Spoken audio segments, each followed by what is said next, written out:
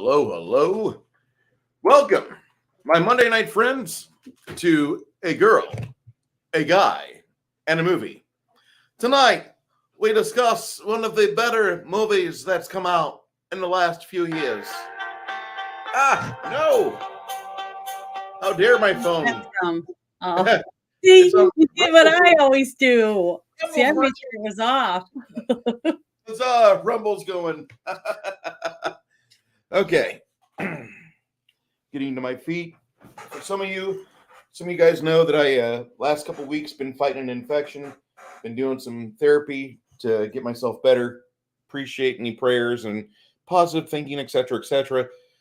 Everything's been going like not clockwork, but I would say pretty damn good. And I'll just show you.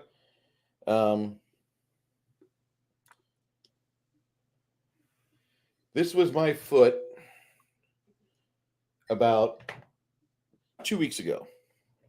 I know this is kind of disgusting. You probably don't want to see it, but this is what I was fighting. I had about 150 bites of ants on my feet. Not cool. And then, let's see. Let me show. Today, come on, adjust, enhance. Wow. So I've got you can't really tell because of the contrast. I'm watching the monitors here, but I've got a vein poking up on my foot here. So it tells me that the swelling is mostly gone. Mostly. All right. Appreciate everybody being here tonight. Of course, we've got our series regulars, Flady One Gaming. Flady One, hello, sir. A Crafting Gamer. And Six Nation 31 Kings. And we also have a newcomer in our chat, Fuzzy Guy. How you doing, sir? Hail to you. Tonight, we discuss the wonderful movie, and I'm just going to preface this by saying I was impressed. We discussed a wonderful film called Nefarious. And I don't know if you have seen it yet. I don't know if you're aware this movie exists. But this is movie number 4 out of the Sean Patrick Flannery film celebration that Miss Janet from Another Planet wanted to illustrate because she has had a friendly social media relationship with this guy to where they've swapped emails, they've talked about things, they've been what? Go ahead. His book. And this movie looked really good. But when I started looking it up, I see nothing but hate. I see nothing but hatred for this film. And I'm like, this bears some investigation because if you guys are followers of our friend, the Salty Cracker, all hail Salty Army. If you follow the Salty Cracker, you know that when you're getting flack, you're over the target. If you're doing something and nobody gives a shit, you're not pissing anybody off. You're not revealing the truth. You're not showing the light on the cockroaches. Mm-hmm. And along those lines, before we get too heavy in the discussion of this film, we had a situation happen over the holiday weekend in Ireland. The prayers in my household have been going to people of Ireland that are Irish and the nationalist people that like Ireland to be Irish, to be the people that it's always been. I love you, you little inbreeding retarded alcoholics. I love you. You're part of my family. And I don't mean to say that in a horribly derogatory sense, but for crying out loud, if you've ever been there, you see that some of them have brittle bones or they have some serious birthing issues, etc. And they didn't need the global shitheads to shovel third world, as I call it, refugees with no skills into them in mass. And the young lady getting stabbed, the situations that happen in Ireland, that's all a symptom from when you have men abandoning their duty to protect their families and their loved ones and their homeland. Mm-hmm. Not that we aren't in remiss of that as well, but it really burns my ass to see somebody who's great like Conor McGregor say the truth and be like, this is war. And now Ireland and the EU and all those faggots and all those retards are out there saying, and by the way, we're not monetized. I don't give a shit. All those faggots and all those retards, all those useless cunts and cucks are going to run Conor McGregor through the ground. Mm-hmm. And I don't agree with that. The man said the truth. And if the people of the third world countries wanted to love their third world countries so much, they should have stayed there and used Western engineering and bettered it. They should have made their world better where they were at. But instead, they got to invade. They got to be the puppets of the globalist and NWO types. And I know they're just pawns. I don't hate them personally, but as a group, I just can't stand them. If you want to call me an if you call me a nationalist, if you call me whatever, I don't give a shit, because it doesn't matter to me what you think of me. What matters to me is how I go to bed every night. And if I say things like, I really like Western civilization, I like modern medicine, I like the ability to flush toilets, I like the fact if my wife gets attacked by a third worlder here in America, in Texas, she has every right to defend herself into killing the individual trying to assault her. I love that. In another country, she'd be put to death. You know what? You don't like that? Go fuck yourself. Seriously, I don't give a shit about your opinion if you don't like that. So that's where we're at. Welcome to my channel. My best friend here, Janet from Another Planet's with me tonight. Janet, how are you? I'm good. And I agree with almost every single thing you said. Almost. About this it's country. Okay. And that's why we're friends, because we don't agree with everything we say. But I do believe that we should have the right to defend ourselves to the death if we have to, in our homes and on our person, in our car, wherever we're at. If we're at a restaurant, someone tries to kill me or attack me or my family, I should be able to defend myself and my family. And I don't mean to be saying hot takes. I don't want to spit hot takes. I want to just say things that I know tonight when I go to bed. I'm not going to be plagued by, my conscience. Like, why did you have to sell it like that? Why did you have to sensationalize it? No, I want to be able to go to bed with that quiet little voice in my head of Jiminy Cricket. Because every kid of the 70s would have a Jiminy Cricket like voice in their head telling them, like, you did good today, Pinocchio. Good job. And that's generally how I do go to bed. Like, you do have like a little voice you try to be accountable to, like, hey, you're not upset that I was staring at that girl's boobs too long in the elevator, are you? No, that's pretty okay. I would like my kids to suckle on those too. You want to have normal things in your life. Shit. Well, one thing I can say is that one thing that I don't like is when I go to other channels and you start liking them, okay, and you're in the chat a lot and you agree with what they say, and then one day they're monetized, right? They get monetized, and then you start noticing changes in the way they run everything.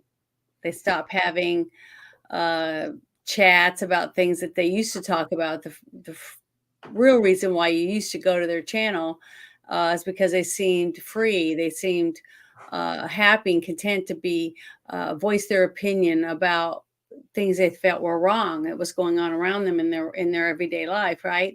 And that's one of the reasons why you were so active in the chat and asking questions and saying things that you believed. And then all of a sudden they don't do that anymore, because now they're worried. Oh, I can't say this, I can't say that, because I was told if I say that word or this, that, and the other, I'll be demonetized. So the fact that you don't care about that, even though you are a monetized channel and you can make money, is good. I think it's a good thing, because I think that's what separates you from other people, is the fact that you do voice your conscience. And so do I. And that's why I tell people, I'm probably never going to make money doing this, but that's not why I'm doing it. I'm doing it because I want to be able to be myself. I want to be able to talk about what I think is true, my true self. And I can go to bed at night knowing, fuck them. I don't care. I really don't. What do I have to lose? They can't take anything from me, because I'm not going to let them. I just want to say, and that's why I like you so much, because you're that way. We just had an interesting situation happen, and I appreciate this very much. You did not have to do this, but wow, that's awesome. And LDG, who he's a nice young man, and he's working on his own project. He's got a Prometheus project, which I think, let me get this guy's YouTube channel up. He's wanting to build a social media network like with possibly the breadth of what Facebook is, and it would have like the functionality of Minds. And he has a really good head on his shoulders. He's a guru. Hmm. He's a really good guru. I don't know how or what I said exactly to where like he decided to do this, but Mr. LDG, he just gifted 20 memberships, and he didn't have to do that. Like that was awesome. That That is. That is really nice. Thank you so much. I really appreciate. And he also does Geeks Enjoy, and he has a Geeks Enjoy live streams and a few other channels. I'm trying to find his LDG of Geeks Enjoy. Hold on here. So everybody in green are now Members. members. Hey, that is it's Yeah, super cool how that works. that is a 'Cause I can't see amazing. it on this thing in front of me on my computer because on this program, but on my phone, I went to your chat and wow, I can see it on there. That's really awesome. Yeah, he didn't have to do that. I really appreciate that. That's and let me get this guy's channel out there because maybe he'll if you have a problem with tech work, if you have something that you're looking for, I mean this guy's got a lot of knowledge, and he might be able to help you out, even if it's just with something as simple as Word or Adobe or installing Linux on a partition drive. I want you guys to understand that this guy's got his channel, and it's it's crazy that he doesn't have more. Let's see. I thought I just posted it. I just posted his channel in the Yep. chat. There we go. Thank you, sir. That you didn't have to do that. And I have a live stream scheduled. That address is what's going on. Check the description. Awesome. And wow, he's got an upcoming live stream with some new promotional content. Let me get that up here. I know you guys are like, Bruce, we want to hear this movie. Hold on. This guy just did me a solid. Not is it a life-changing solid? No, but this is like, an attaboy. I want to at least scratch his back a wee bit. Come on. Well, it's interesting that he did that. I mean, he must really like your channel. He says a longtime listener, which appreciate that. And Kronos agrees. I mean, he Hi, rocks. hi, Kronos. I gotta say hi. Should say hi to him. Low specs here. Low spec, how you liking that Half-Life 25th year anniversary update? Tree Rock Creations. Just LDG, free the net. Yeah, free the net, make Prometheus. Let's get rolling on that. I'd be happy to make that at least a browser, if not my OS.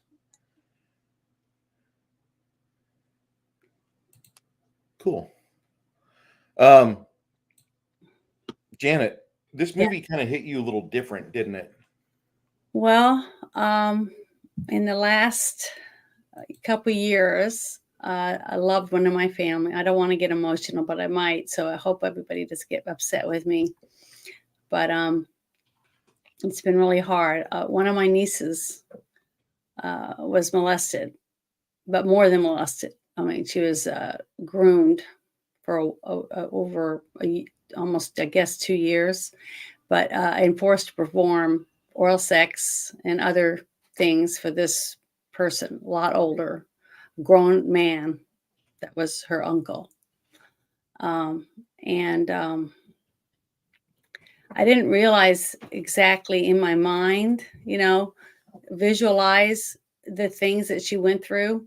Okay, I didn't think about. I don't know. Maybe it's just because we ourselves don't put ourselves in that position to actually understand what the victims go through when it comes to sexual assault, molestation, things like that of a young child. We don't think about it that way. We just, I don't know why. We just don't. Even though I believed her and I was there for her as much as I could be for her parents. Um, but other people in my family didn't believe her. And that was really hard on me. It's still hard on me right now thinking about it. But today I got to go to court this morning and watch him be taken to go serve his 20 years that he pled out for 2 of the 4 counts that he was accused of because he didn't want to go to trial.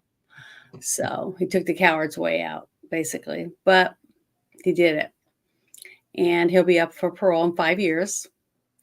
But it's a horrible thing that she went through.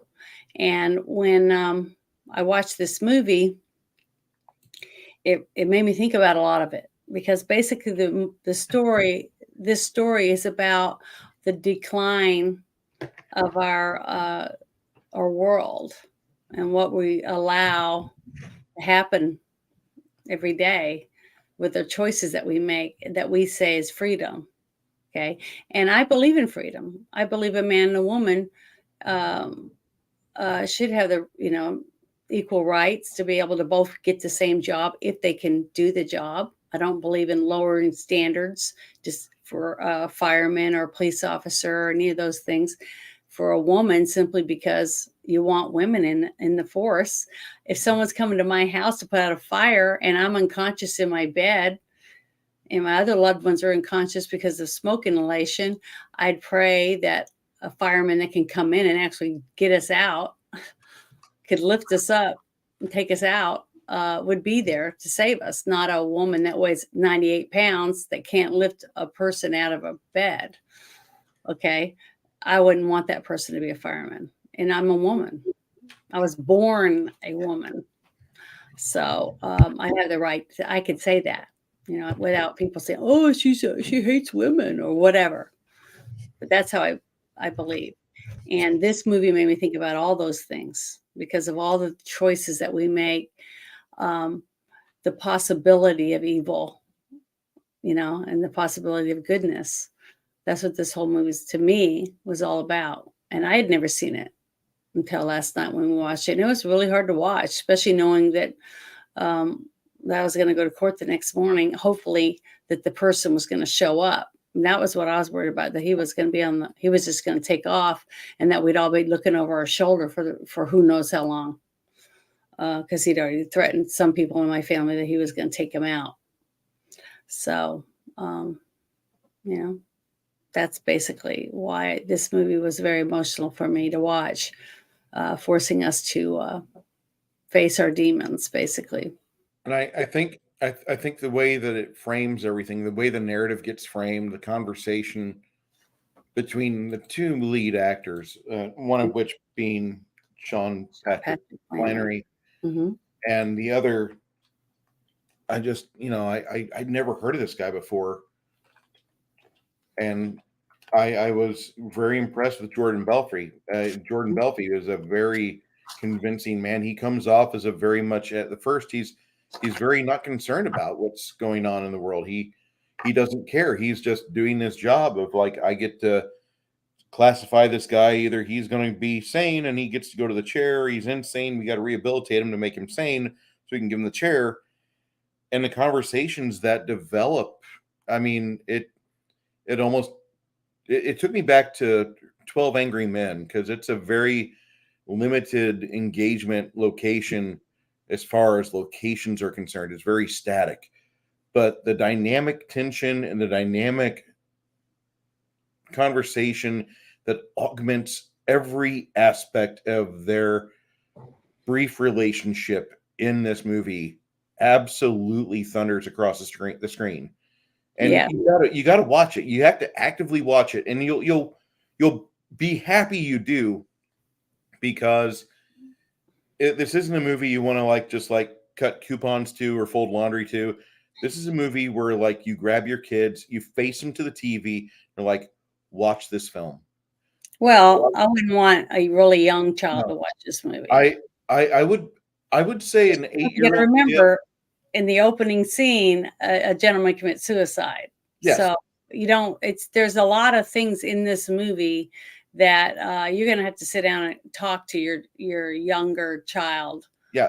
I wouldn't, under 13, I wouldn't recommend I watching, was 8 years old watching stuff I probably shouldn't have. and probably without your parents. No, with my parents' Oh, guidance. But okay. this is a film where, like, you're as a responsible parent, you want to take a mature child, and I know that's an odd set of words to pair together, but put the kids in front of the TV and tell them this is not a movie that I normally watch. This is a movie that I'm watching because it will open your perceptions. And this movie does. And the way the two characters are so well structured, and the way that you see Nefarious open up to Dr. James Martin throughout their interactions, and then Nefarious gets in his head, and just all the shit that all the things that are discovered not long after the second act midpoint. Mhm, And I'm talking about the book with all the photos. mhm. And you just Yeah, realize just how evil and how depraved, because they're, at one point they're talking about global things like, well, the demons were doing drugs and they made this movie, this crappy movie that everybody bought called The Last Temptation of Christ. mhm. And it's like, what? Wait, what? And you're kind of shocked. And then the next thing you know, the demon's asking, how do you feel about your I know, second but can born? I say something about Go ahead. this what's in my head? Okay. It wasn't that long ago that The Passion of the Christ came out. One of the Remember? best, probably the only Christian movie that I could watch Okay, thinking but it was written by Christians. everybody made fun from Hollywood, made fun of Of Mel course. Gibson because he wanted to make this movie. Jim Caviezel was, ostracized. All the terrible things that were coming out about the people in the movie, anyone who tried to produce the movie, anyone that was active in pushing the movie, were all, you know, throttled basically by Hollywood, right? But look how many millions of people went to see it. There were lines everywhere I went. There were lines, and when I went to see it, I felt like a speck of dirt when I left. I felt like I didn't deserve to even breathe. It was so touching to me. It was so moving to me because I am a believer. Okay, but all the people who don't believe, and I wonder how many people's eyes it opened that did watch it. But how long ago was that when that movie came out? 2004. I've got Okay. a funny story Now about look at that that. movie, but I know, but I'll go. look, from 2004 till 2023, how far we've gone down. It's okay to have sex, anal sex in front of kids in a gay parade. It's on video. I saw it everywhere. This video Yeah. of these two guys having sex in the middle of the street and parents walking by holding candy and popcorn and stuff with their kids, holding their hand. Okay. Uh, that was in this short amount of time. That is seemingly okay. It's okay for during Obama when he was a senator in Illinois. Piece of shit. Okay, but listen, he voted yes that a young girl that's 13 years old that got pregnant by a bus driver had the permission to get an abortion without telling her parents. Yep. Okay. All these things, if you go and look every day in the newspaper and online, all the horrible things that are being done to kids, okay, to children, being told this, that, and the other. Why would a child grow up today thinking that there is a God?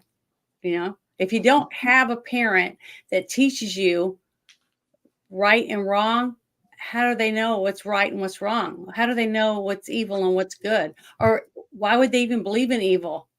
Evil's just a word, just like Nazi's a word. right? I mean, Oh, basically, that's what people say. People call me a Nazi just because I don't agree with them because I'm a Christian. But Nazi's thrown around like it's nothing, you it's know, a today. punctuation piece. What are you talking about, Janet?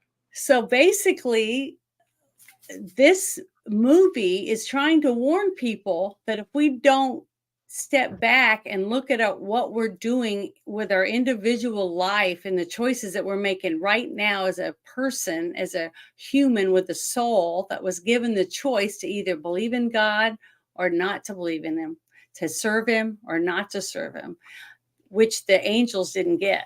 And that's basically my story. If you think about my story, Revelation, but it's about vampires and stuff. It's different. But the reason the devil makes vampires is to hurt God because he's mad that he was made as a slave and he was forced to have to do what he was told by God and to serve God and to worship God. And then God all of a sudden makes Adam and Eve and they can choose whether they want to be there or not be there. He didn't think that was right. So basically, the same concept is what's in this book, the Nefarious book. And what the movie was about was trying to show you that you can kill babies in the womb. You can do all these things. You can murder, maim, rape, drink, do drugs, do all these terrible things to the temple of God, which is your body, basically.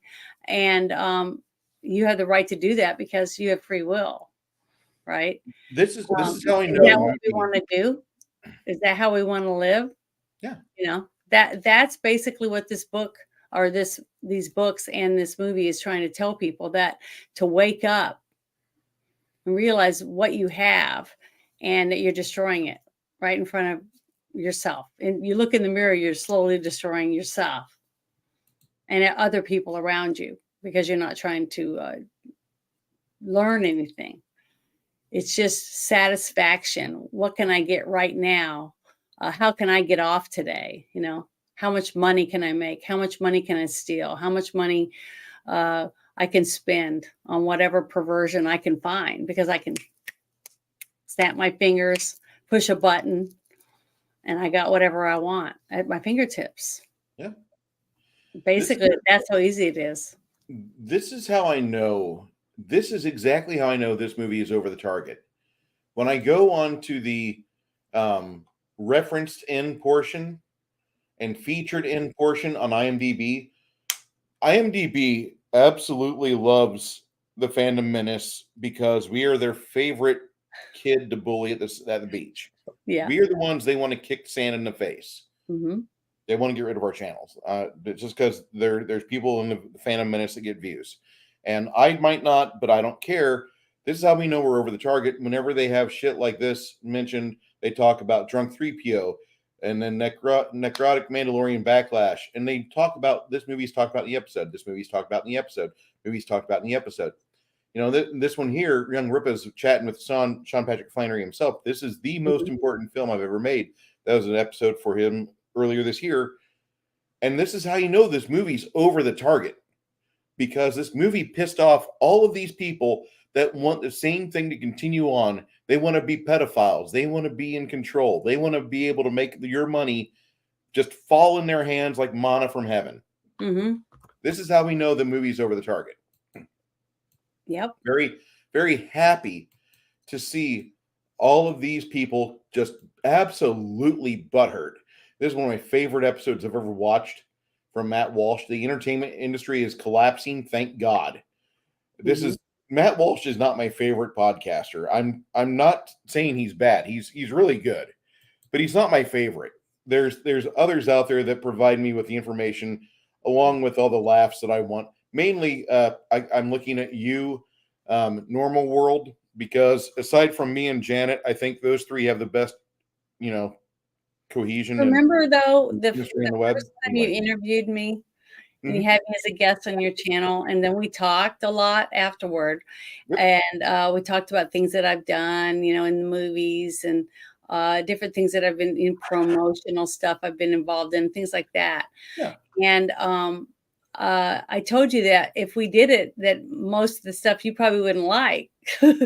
the movies I pick because I like independent movies. Sure. And the reason I like it is because I think Hollywood is no longer what Hollywood used to be. And they pick and do movies that suck because they're pushing their agenda. They're not trying to entertain people anymore. It's not what when a person sits down and writes a story, they're writing it from their imagination or a dream or a personal experience or something like that. Or they write a book or a short story or anything. It's a creative avenue for this person, and then they're trying to write it to where you, the reader, or the person who watches the movie, can visualize what they wanted to portray and wanted to tell the story, right? But today we have people in charge of Hollywood that think they're gods, or they think I don't know what they think, but they definitely don't think that you're smart enough to do anything on your own or read something and actually understand what they're saying, because basically they got to put everything down on paper for you so you'll understand their story and worship them and believe everything they tell you. You know what I mean? That type of thing. It's like they want to be your parent, okay? Because you're too stupid. You're too stupid to make decisions for yourself. So you have to listen to us because we're going to tell you what the right way to do things. Because you can't do this, you can't do that. And they've made so many changes to the rules now that, if you're not black, you can't portray a black person. Even though you're light-skinned black, okay? You're not black enough. Or if you're blind, you can only be a blind person to play a blind person now in a movie. But what really kills me is they've made all these changes. If you have a no arm, you can only play a one-arm person. Only a one-arm person can play a one-arm person in a movie. All these things, except there's only one thing that they haven't changed that I've been researching and found out. Now, you'd think that only a woman should be able to play a woman, right? Oh no. No, Oh God. a man. It's a biological man that has boobs because he had a boob job, but he still has a penis, can play a woman. Why is that? See what I mean? They pick and choose what they feel is what you need to have. It's not what is the truth. It's what they feel is the truth at the moment. I don't know. It's bizarre, but I like independent movies because an independent company has to struggle, like The Sound of Freedom, or like this movie, Nefarious. Yeah. Things like that. Good stories. There are so many good stories out there to be told, except they can't get Hollywood to let them put them out. They won't let you use their movie theaters. They won't let you use their production companies. They won't let you use the companies that make the posters and make the DVDs or whatever. And if they do find out that somebody like you is going to use that company, they'll blacklist them. They'll say, well, if you make that movie or if you support that, we're going to blacklist everybody involved so you'll never get another job. So people are afraid to do anything. Actors are afraid to be in movies. Like Jim Caviezel had the guts to be in The Passion, even though he was threatened. Said, you'll never work in another movie in Hollywood. And that's what they told him. They told Mel Gibson the same thing. Okay. They tell you either do what we say or you have no job. You get blackballed. And guess who one of the blackballers were? Famous producer that raped a bunch of women, went to prison for it. He was one of them. And we talked about him last week in the other movie that we did. How he bought the bar and how he pushed his weight around that you either do what I say or you don't get the part. That shit. Remember, we talked about that. Yeah. From the Boondock Saints. So I was pretty impressed that he did all those things for Troy Duffy, but in the end, I don't think it really helped Troy Duffy out that much because I think Troy Duffy didn't do exactly what he wanted, and therefore Weinstein yanked that rug out.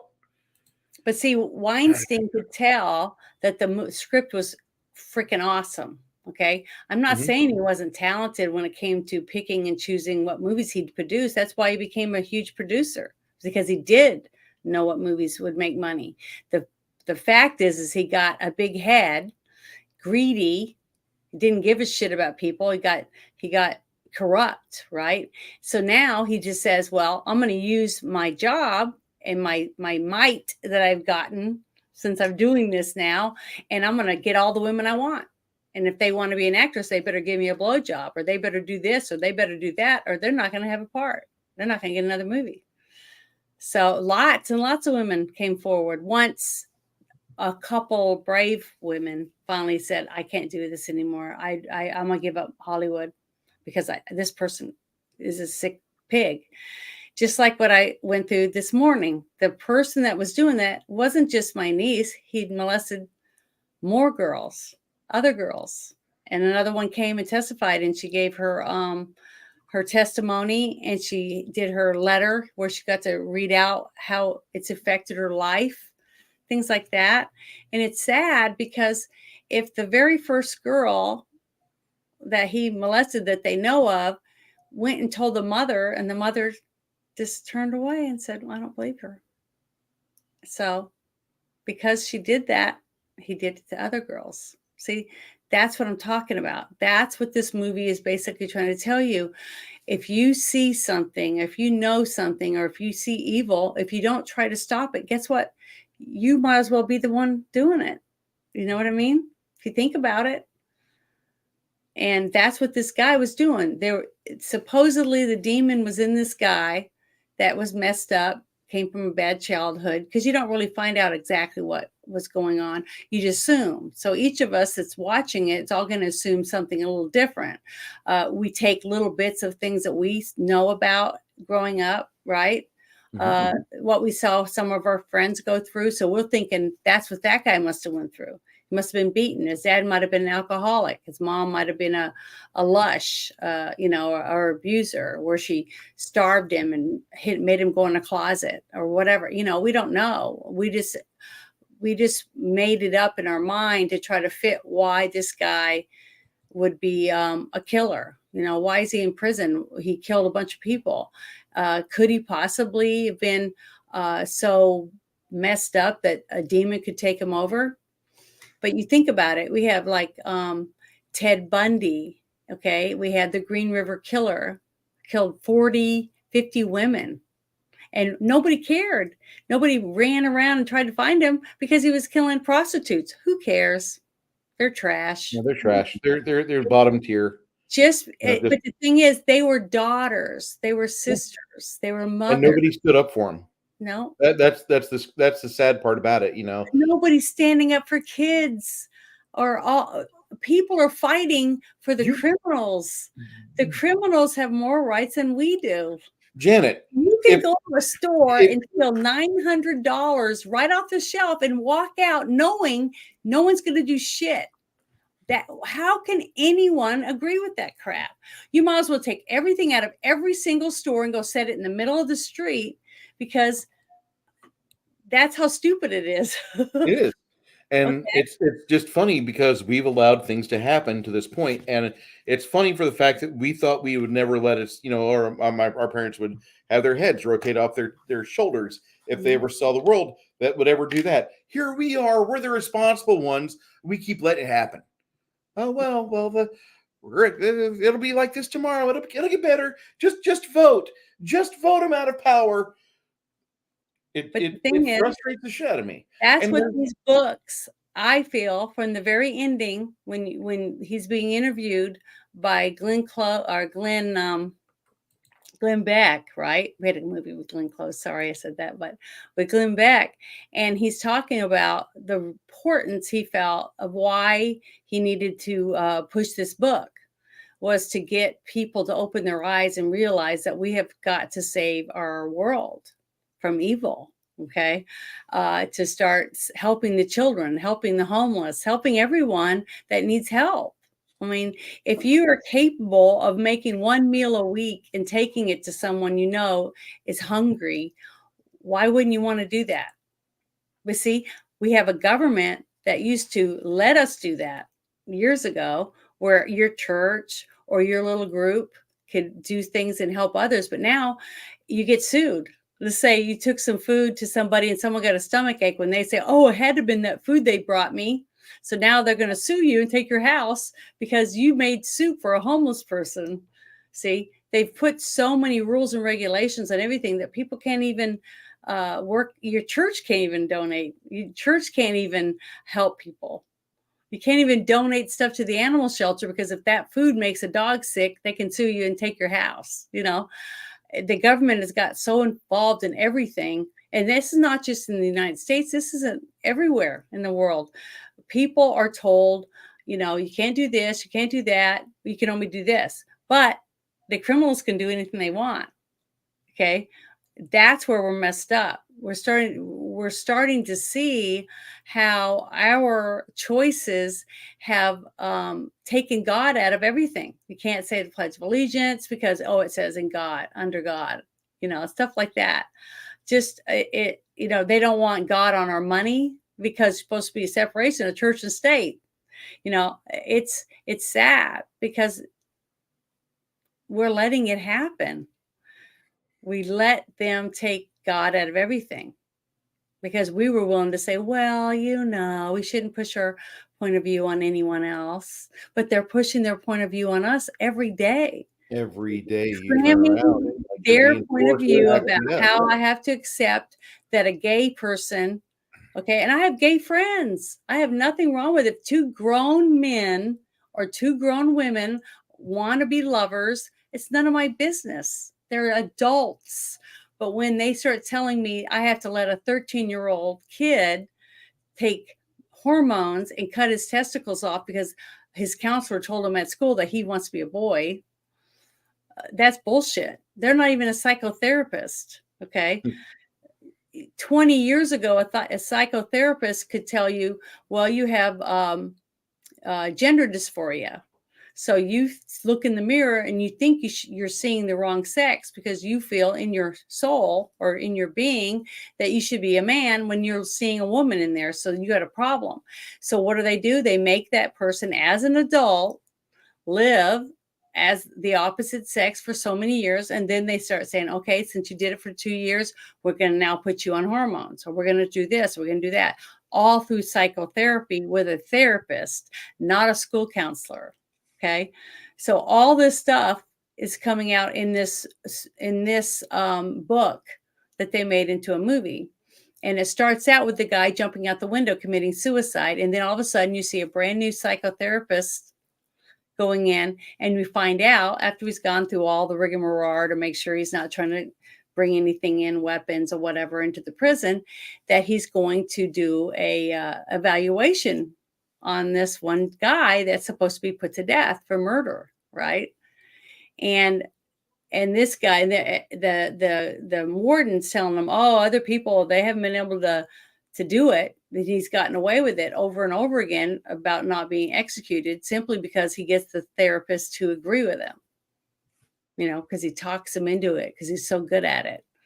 So that whole aspect of sitting there thinking, is that guy really possessed by a demon, or is he just a real nutcase that's really good at talking people that have been trained for so many years to be able to tell whether that person is a nutcase or they really believe that they're a demon. You see what I mean? Mm-hmm. So that whole concept makes you have to listen to what they're talking about. But what scared me and made it a very good thriller was the fact that he knew so much about this guy when there's no way he could have known all these things, because he didn't know he was the one that was supposed to show up. But all of a sudden he shows up and he knows that his wife or his girlfriend's about to go get an abortion. Things like that. That's what made it creepy. That's what made you start thinking about, could it be possible that someone could be possessed and cause them to do certain things against their will? You know what I mean? Just think about it. It's like I was talking about earlier. Someone, an older person, took advantage of a younger girl and got her to perform oral sex on him. Okay. Did he grab her by the head and force her to do it? She didn't scream. No one else in the house heard her screaming and fighting for herself. She did it by manipulation because she was groomed into doing it over time. Different things that they said, things that they did to make this person feel like they had to do it, even though they weren't tied up and forced, right? Mhm. So, why is that any different than what supposedly this person murdered these people because they thought they had a demon in them? What's the difference between those things? See, it makes you really think. And that's why I tell people you need to watch this movie, because if you're a believer or not a believer, it shouldn't matter. It's the whole idea of what this story is trying to tell you about society, and whether or not people can be made or manipulated into doing things against their will. And I believe that you can be, because people do it every day. In almost every aspect of life, we're doing things every day that we wouldn't normally have done, like swipe left, swipe right on a dating app. You go out on a date and you're kissing and making out with somebody, and you go farther and farther, even though in your heart you're saying, I don't want to do this, but you still do it because you feel like you're going to be they're going to make fun of you. They're going to be pointing the finger at you next week at school because you're chicken shit. You won't go through it. You won't smoke that cigarette. You won't smoke that joint. You won't shoot up, or you won't force yourself on that girl. You see what I mean? Mhm. Does any of this makes do you understand any of what I'm saying? I understand everything you're saying here. Okay, and that's what I'm talking about. That's what the whole concept to me, from me watching this movie, what it made me think about. Because that's what the demon is. The demon could be, to a person that's a non-believer, just like the person that was saying, the psychiatrist said, I'm an atheist. I don't believe in that stuff. Okay. But he was believing something. He was believing that something was there, that maybe there was demons, or entities of some sort that had taken him over, because he felt like it was in him now. But instead of letting it win, when he realized he could hear the voice and he was freaking out and he grabbed the gun and he was going to commit suicide himself, they stopped him, but not the way that we think. Because when he said that when they checked the gun, the bullet had been struck 3 times by the firing pin, but the bullet didn't shoot him. So is that divine intervention? And if you take the time, you can find all kinds of miracles on the web. We have it at our fingertips to research these things, to find out miracles that have happened in the world, unexplained, because people can't explain it. But I might say it's a miracle because I saw it happen in front of me, and I believe that an angel did it, because I'm a Christian. So I'm easier to believe that it was an angel that intervened, right? Or a Right. demon that came in and did something horrible in front of me that I could see. But a person that's not a believer, that doesn't believe in that, would think it was some type of alien from outer space, or another dimension, that they fell into another dimension, or whatever it was. Somebody is going to believe something is some type of intervention that happened, depending on what your beliefs are. Just because you don't believe in God doesn't mean that you can't watch this movie and understand the story that this person's trying to convey about us becoming corrupt in humanity, against humanity, instead of letting children be children, things like that. To me, I just thought the story was phenomenal about getting that point across, even though I found lots of technical errors, little things like that, because that's what, we're supposed to do when we watch a movie about lighting or whatever. I'm not that specific. I don't go that freaked out over it. But, when it comes to the story, the actual story, I'll look at, well, this part in the script didn't seem right, or it didn't seem to be edited right, or the music was off, or, things like that, technical things like that, I can talk about. But most of the time, I just like to try to understand the story and what the story was trying to tell me. What's the script trying to portray and get me to visualize? from the way it was put out? And did the actors do a good job at making me see the story the way that I feel that the story was supposed to be told? Things like that. And that's how I look at it. So, not everybody's going to look at it that way, but that's how I look at it. It But, works. what did you feel like the story was trying to explain to you? This story that we watched last night. I think the story is actually all the stuff which the Nefarious claims to be victory over, all the situations that are in the world where the demons are running loose, and it's not looking good for humanity. I think Mhm. that's the main story. I think the secondary story is actually the prisoner with all the problems with his ankles and his epidermis, and I think with all the issues that he had, I think with all the problems that he was experiencing, and I might be pulling from some of the things that were kind of hinted at with the books, because it mentions that like he wasn't well himself, and Mhm. he had kind of gone down. He for a demon to enter a spirit, you can't be a fit, sound in mind. You have to be weak. Your barrier has to be permeable, and it got in, and he was able to have some small bits of lucidity where he realized what was going on.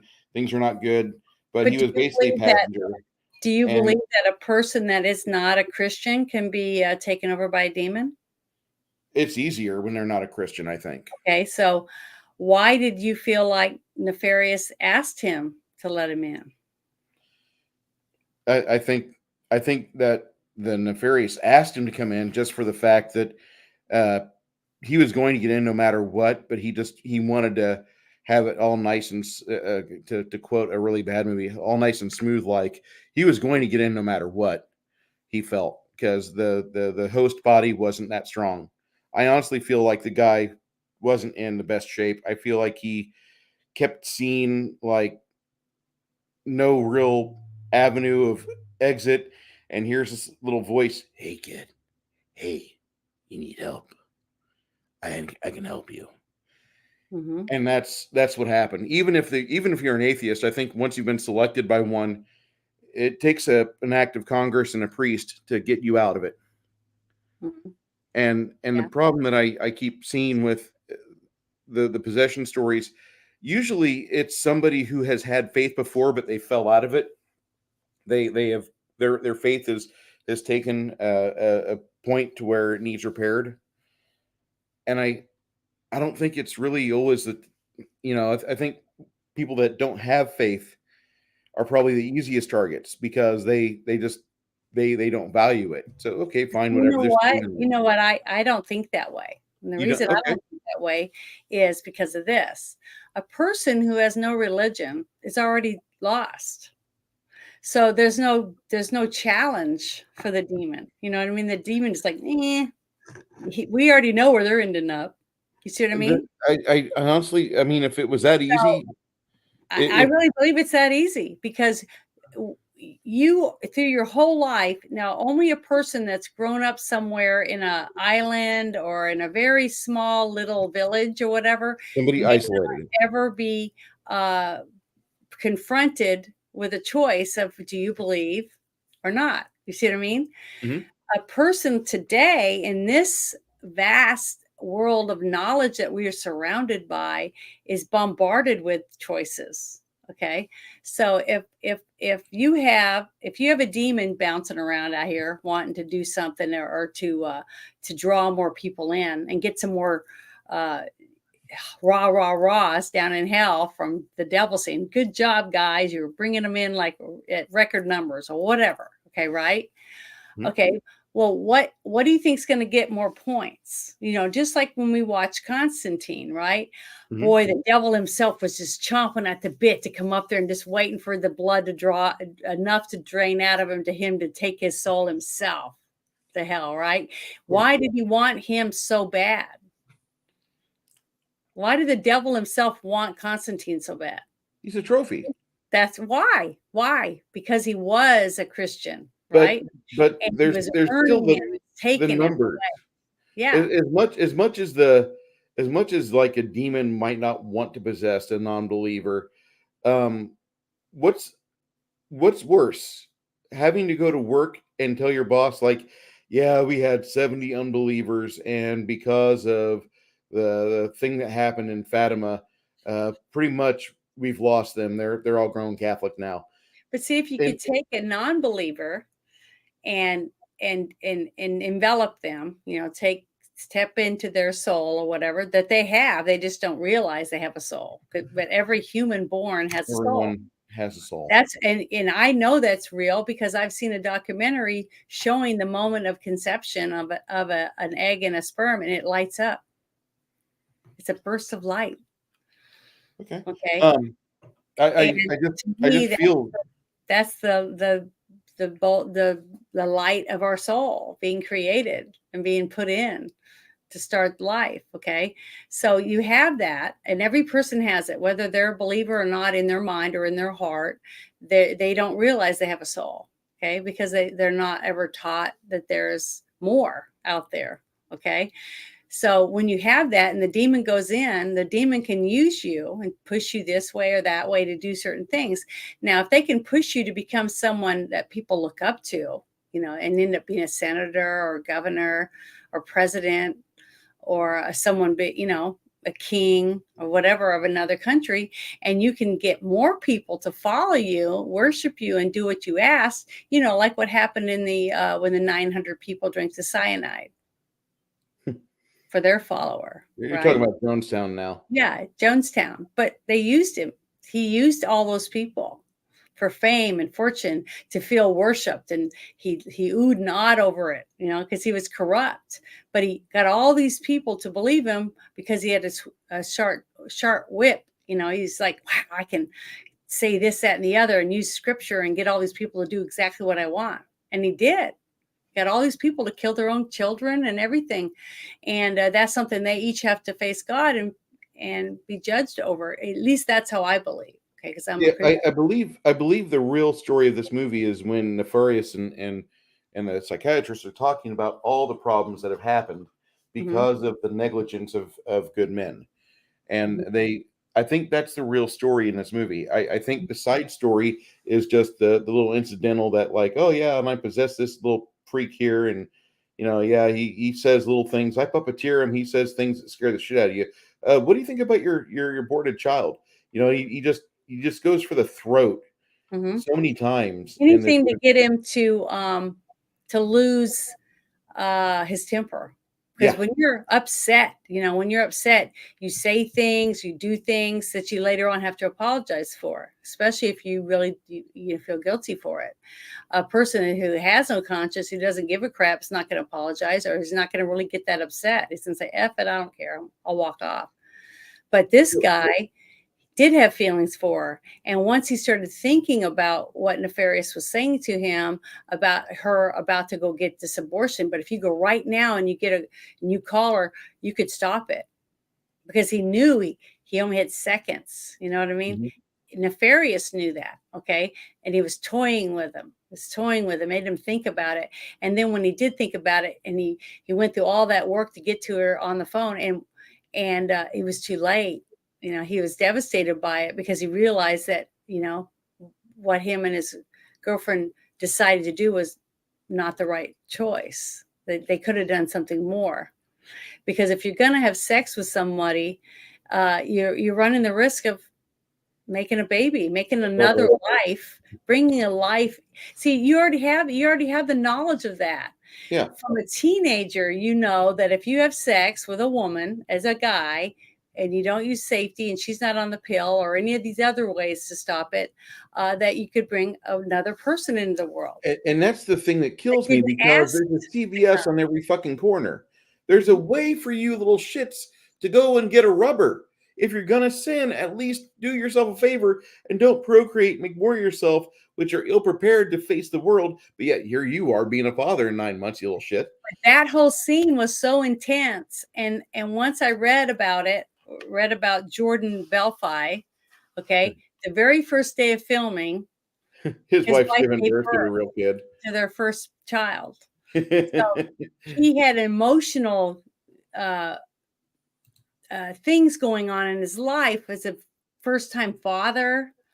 and then have to do this whole scene as a character who was letting his girlfriend get an abortion because he didn't want to deal with it right now in his life. He was too busy. He had too many other things he had to do. He wasn't ready to get married or whatever.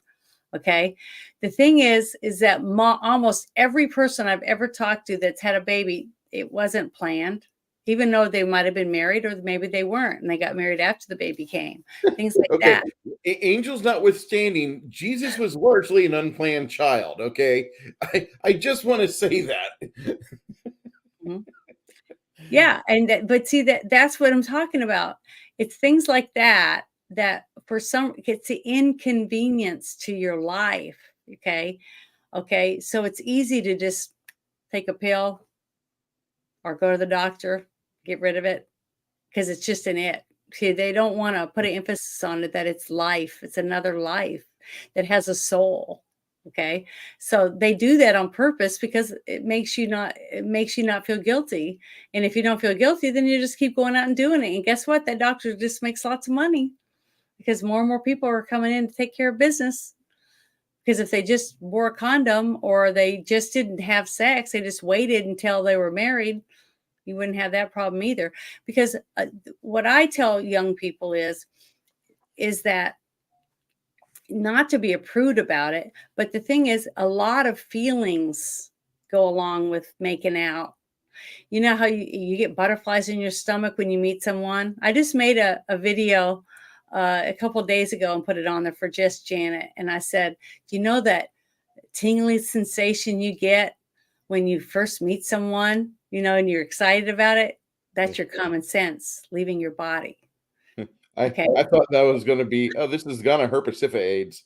Well, no, the thing is that to me, it's a way of making you think about it. Yeah. I want you to think a little bit about why do you feel that way? It's because that is a chemical change in your body because you're meeting someone for the first time or you bump into them and you get that chemical exchange, of what life could be like with this person. This person makes you feel good about life, how exciting it is to be with this person. That is what God intended for you to have when you have a relationship with someone that you might want to spend the rest of your life with. Okay. Because if it was like this, every time you meet someone, why would anyone ever want to have children or fall in love? Right. So you have to have something happen, a chemical reaction to something. I want That's to what say makes love. the chill gamer, he makes this snarky comment, which is, I love snark. Don't get me wrong. People look up to politicians. Yes, but at the same time, look at how many followers Taylor Swift has. Mhm. As much, and it just made, I just hurt myself saying that. It's true though. She, But the only she's- difference between Taylor Swift and any other pretty young girl walking down the street is that Taylor Swift can sing. And she had the right person to produce her and get her records. That's it. That's the only difference. If someone had taken Taylor Swift out of her crib and swapped her with another girl, Taylor Swift's life would have been totally different. That's how simple it is. um, I don't want to. My brain's already going like in somewhere in Africa, and there's a little basket going upriver with a little child in it. Oh Uh-huh. god. Okay. Um, But the this whole movie. thing is that This, that that that the story between these two characters was to get you to really think about the choices that you're making in your life every day and whether or not the choices you're making are the right ones and for what reason. Are they for selfish reasons? Is all your choices in your life selfish, or are you trying to do it for other people too? you already know the answer to my question on that. And generally, as much as I don't want to be selfish, I'm being selfish. And that's, I think most of us will actually, I would have most of my friends come over on my side. I'm not saying my side versus another side, but most of my friends do Mhm. try to do things the right way. But when it comes down to it, like, listen, I'm just trying to provide for my family, or I'm just trying to buy this house, or I need to pay my car note and my truck note. Mhm. And They do things like that, and they make small what do they call it? Small constellations where they know they could do something differently. It might be a little harder. It might cost you another couple days in this paycheck, or it might be an extra 10 hours of work you don't want to do. Mhm. But instead, we do something that in the short term it's not bad. In the long term, probably could have done something better. Like most of us right now, I'm going to say, are probably underpaid. But most of us do not do the work to see if there's another vendor or employer out there that wants the services we have to better our immediate home and environment. Most of us are very comfortable, and we're not going to try to jump out of our current path until something literally hits the fan and destroys it. This Yep. this is an this movie, it illustrates it on so many different levels, where you have the demon showing Belfi, and I forget the guy's name, it so many times Dr. where Martin. he yeah, Dr. Martin is trying to just get a rationale, or just give me something so I can get the paperwork done, and either we can send you to the chair or we can go and rehabilitate you. And the demon just belts out some other jaw-dropping statement. Mm. And there's so many times where that happens, where you're not realizing the moves that had to be planned beforehand for that victory condition to be bragged about. Mhm. And that's where we're at right now. It is a war. It's a spiritual warfare, and we've already pretty much lost. We're not going to be able to save most of the people we care for. Saving ourselves spiritually is going to be an endeavor. And that's one thing this movie and the book that accompanies it hammers home relentlessly. Mhm. I'm very But see, did it I turn you off at the very end when it was, after he they jump on him and they stop him from committing suicide, right? yeah, In that real intense scene after you've seen them jerking around on the electric chair, because he told him it's gonna take more than one try to get rid of this guy, you know? yeah. And he said all these things before, and then he's sitting there watching it, and I kept saying, don't go, don't go. I was telling myself, for him not to go to the execution, because as soon as his soul or the demon leaves that body, he's going to go into his body because he's there. And he told him, sure, come on in, even though the demon could go anywhere and go in his body, right? But I was emotional, and that's what I was thinking about, to protect himself from being taken in, because he said, sure, you can come in my body if that's what you want, agreeing with him, because he didn't believe in any of that stuff. So the fact that he felt like he had been taken over by him, and that he was trying to, when he was talking to Glenn Beck in this interview at the end of the movie, um, to that he was trying to get people to see it the other way. He's wanting to see that it was a mistake, that you need to fight against these bad people and these bad choices, and to help save humanity. But a lot of people, from what I remember when the movie first came out, wasn't so much that the movie wasn't good. It was the fact that, oh, it's a Christian movie. It's just trying to bash you if you're not a Christian. This is the kind of stuff that I heard about it. And then they also said, oh, well, Glenn Beck's in it, so that shows you how crappy it's going to be, stuff like that. So it was like, if you were a non-believer, they told you, don't go see it, because you're not going to like it. They didn't and care whether or not, if you believed or not. Because to me, I don't, just because I'm a Christian isn't why I think the movie was good or why I believed in it. Because I'm trying to look at it as just being a movie. And you don't have to be someone who believes in Jesus. You could be a Muslim, you could be a Buddhist, or an atheist, or anything, I think, and watch this movie and still believe that humanity needs to save itself from corruption, you know? Good from luck. what we're doing to our societies, because our children are our future. And if we're not letting children be born, or we're corrupting kids to become criminals, to where we have no society, where everybody just, it's like, what was in that movie again, where people could kill everybody and do whatever they wanted The in one Purge? night? Yeah, the purge. Basically, do you think society could survive if the purge was every day? The society wouldn't survive after the second year. Hmm. It wouldn't. Like that there would be, well, we're gonna have purge week. Mhm. And then if we survive purge week, then the third year, we're going into purge month. All of March is gonna be purge, all 31 days, purge month. And Mhm. you just have that. It would constantly devolve But see, because that's what's happening right now. If you look around, look at some of these cities that were burned, looted, people were being attacked in the streets. It's just utter chaos, and the cops were told to stand down and stuff. How long would our society survive if that happens in every single town in the world? not Think about long. it. Not long How at all. long? Who is going to survive? Do you think you will survive? Probably not. As much as I'd like to think I would. Nope. Because I'm one person and Yeah, I that's what I'm don't have a saying. cave to live in.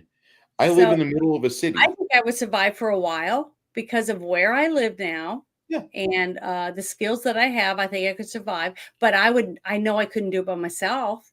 So Nope. that's why I tell people all the time, if you're going to do it, you have to have a team. You have to have people, because you have to sleep. Who's going to protect you and your home and your family while you're sleeping? You got to have someone you trust that's not going to cut your throat while you're sleeping and take your stuff. So we have to work together with other people and build the trust to be able to survive when this is going to be happening on a daily basis. So who are you going to want in your group? You're going to want other people that believe the same way as you, that we have to fight for our rights as humans, and that have a society where everyone can be treated a certain way and have trust. You got to have trust. You got to have caring. You got to have people that actually give a crap whether you're alive tomorrow, for society to survive. Because without, um, I mean, the fact that we've evolved to where we are today is a miracle in itself. Completely If you devolved. remember when we Completely first, devolved. yeah, so we are going backward now. We went full circle, and now we're getting ready to start at the beginning again, where we'll have nothing. We'll have nothing but utter chaos. Everybody's killing each other. There'll be no jobs. There'll be no grocery stores. There'll be no electricity. There'll be nothing. We'll be basically caveman like again, where everybody just takes what they want and kills whoever they don't like. Just get rid of them. Let's take care of everyone. And it's going to be my kingdom. I'm going to be the king, and these are going to be all my wives. You know, and if somebody comes along that I don't agree with, I'll just kill them. I'll just hit them over the head with this brick or this spear or whatever it is, and that will be society again. And if the woman could get close enough and take him out, then maybe a woman will be the ruler. You see what I mean? It's Mhm. all going to be on who's able to take out the leader. And then still have to have people that are going to hunt, cook, clean, pick up everything, clean the fish and cook the fish. And you know uh why would, if you got two guys that both want everything for themselves, and this guy over here has like 5 or 6 women that are pregnant and they're holding their new babies or whatever, this guy is going to be just like a lion in a pride. Okay, you got this guy, this lion that wants that pride. Well, that pride has that lion, and there it is, cubs. So this pride lion goes in, kills the other lion, and then kills all the cubs, because he doesn't want that generation of cubs to grow. And now all the female lions who lost their cubs will go back into estrus, and now he's going to have babies. See, that's wild. That's in the wild. That's how lions rule the jungle.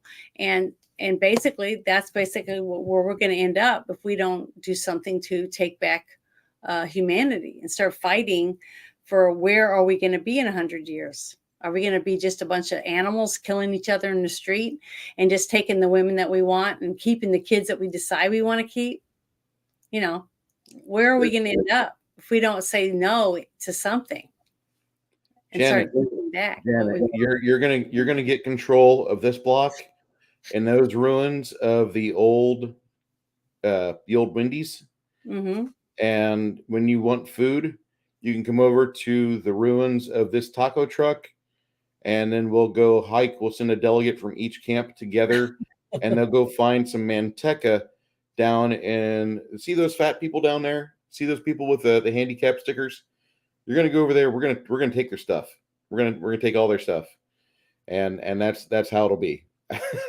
I mean, I know this sounds kind of ridiculous for some of you, and some of you might have thought this entire show sounds ridiculous, but this the acquisition of just stuff on a by block level in the cities would be a lot of fun to watch as a impartial and unseen observer that didn't have to worry about area effects like entire buildings collapsing or ordnance or things like that. It would be fun to watch. It'd be like a National Geographic snuff Like film. the Running Man, Yeah. And basically. and Put it on and TV.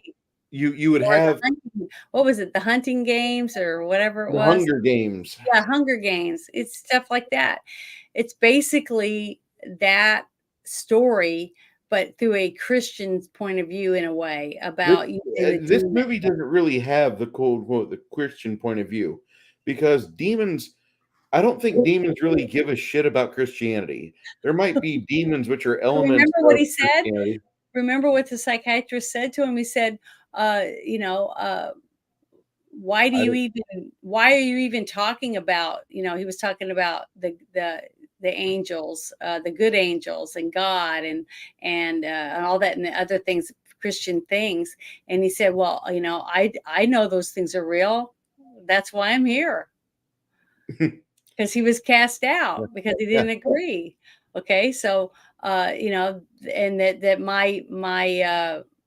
my father, which was Satan, basically, is the reason I'm here and why I'm doing these things to help our side have more. And he said, there is more.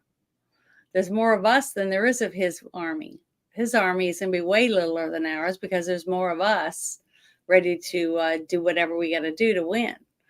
And and that's the I do thing. believe that right now. I look The, around and I have a hard time believing that we are going to have, a fighting chance, basically, I because so much corruption and evil out there. well, I mean, I would hope the people that enter chat have a nice long discussion with what they heard us discuss tonight. I hope more of them even decide to go watch the movie because as much as I enjoy showing off films on our Sunday night Discord movie night, I know Mhm. there are people that would like to see this movie. Just to say they saw it as street cred, or maybe just for their curiosity because oh, this movie sounds like it's pretty good, and it's got Sean Patrick Flannery in it. There's some other famous people according to IMDb. Yeah, I could probably see this movie, and I wouldn't hate myself too much. This movie rocks. This movie really does a great job of doing what I call courtroom action, which is action that's really not action, but it's more emotion and raw emotion Mhm. internalized with convincing actors. And this Yes. movie convinced the shit out of me that they really weren't acting that much. They're talking about spirituality throughout the entire conversation. And that's Mhm. like 50 minutes of the movie. Yeah. And that's what I was going to tell everyone is that basically this movie is in like two places. It takes place inside one room, basically in a prison, and there's prison guards in it, and the two main actors, and at the very end there's a woman. But that's it. That's basically all that's in it. But the whole thing is a very emotional conversation between two people and choices. They talk about choices that each of them have made in their life and how it's affected other people. And would you do something to change it if you could? I So I do like basically, I that's do like why how it it's a showed. psychological thriller. Sorry, go ahead. I love how it showed how the priest was a threat until he came out and basically identified he was friendly and fuzzy and huggable, and that's when the demon relaxes, like, whoo, whoo, I'm glad, because I thought you were serious at first, but you're just a show priest. Yeah, he's not a real priest. No. Okay, just like what you're seeing more and more, and I kind of like that the way that they did that and the way that they worded that when the priest came out and told them that, oh, we no longer do those things, in our church and things like that, because now you have churches where gays are priests, things like that. So they're You have taking. the entire flock, which has been given amnesty, and they're able to just do whatever the hell they want. Just show up on Sunday. We're gonna have a party here, and bring your kids, because we're gonna have a drag show too. And Mhm. woo, and that's all they do. They literally do the worst they can to slander the original intent of the founders of that church, wherever they're at, and they put on And that's this miserable basically, show. I feel that's what basically the way that when they put that priest that came out and was telling them, we don't do exorcisms, and we don't do these things anymore. Basically, it's all a show. Okay. And that's what the demon was basically saying. Oh, okay. Because he was afraid that it was going to hurt, you know, like what you'd see a vampire reacting when he sees a cross. And remember how I thought the scenes in Fright Night were so good when the demon looks at the vampire killer, and he laughs when he pulls the crucifix up, and he says, "Back, you know, you Fuck animal," or you. whatever it was. Yeah. And he starts laughing, and he grabs the cross with his bare hand, the vampire, and says, "You have to have faith for that to work on me."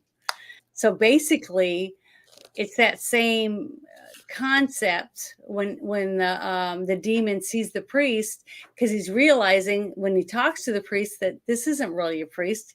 He doesn't have the faith that he needs to take someone down like me, type of thing. That's why all the demons were petrified of Constantine, even though Constantine had tried to commit suicide, right? So he was not going to be welcome in heaven, okay, because of his religion. That he believed that he was not going to be welcome because he did try to commit suicide. He was now going to go to hell. So no matter what he did and what he did while the rest of the time he was alive, that basically he was not going to earn his way into heaven, right?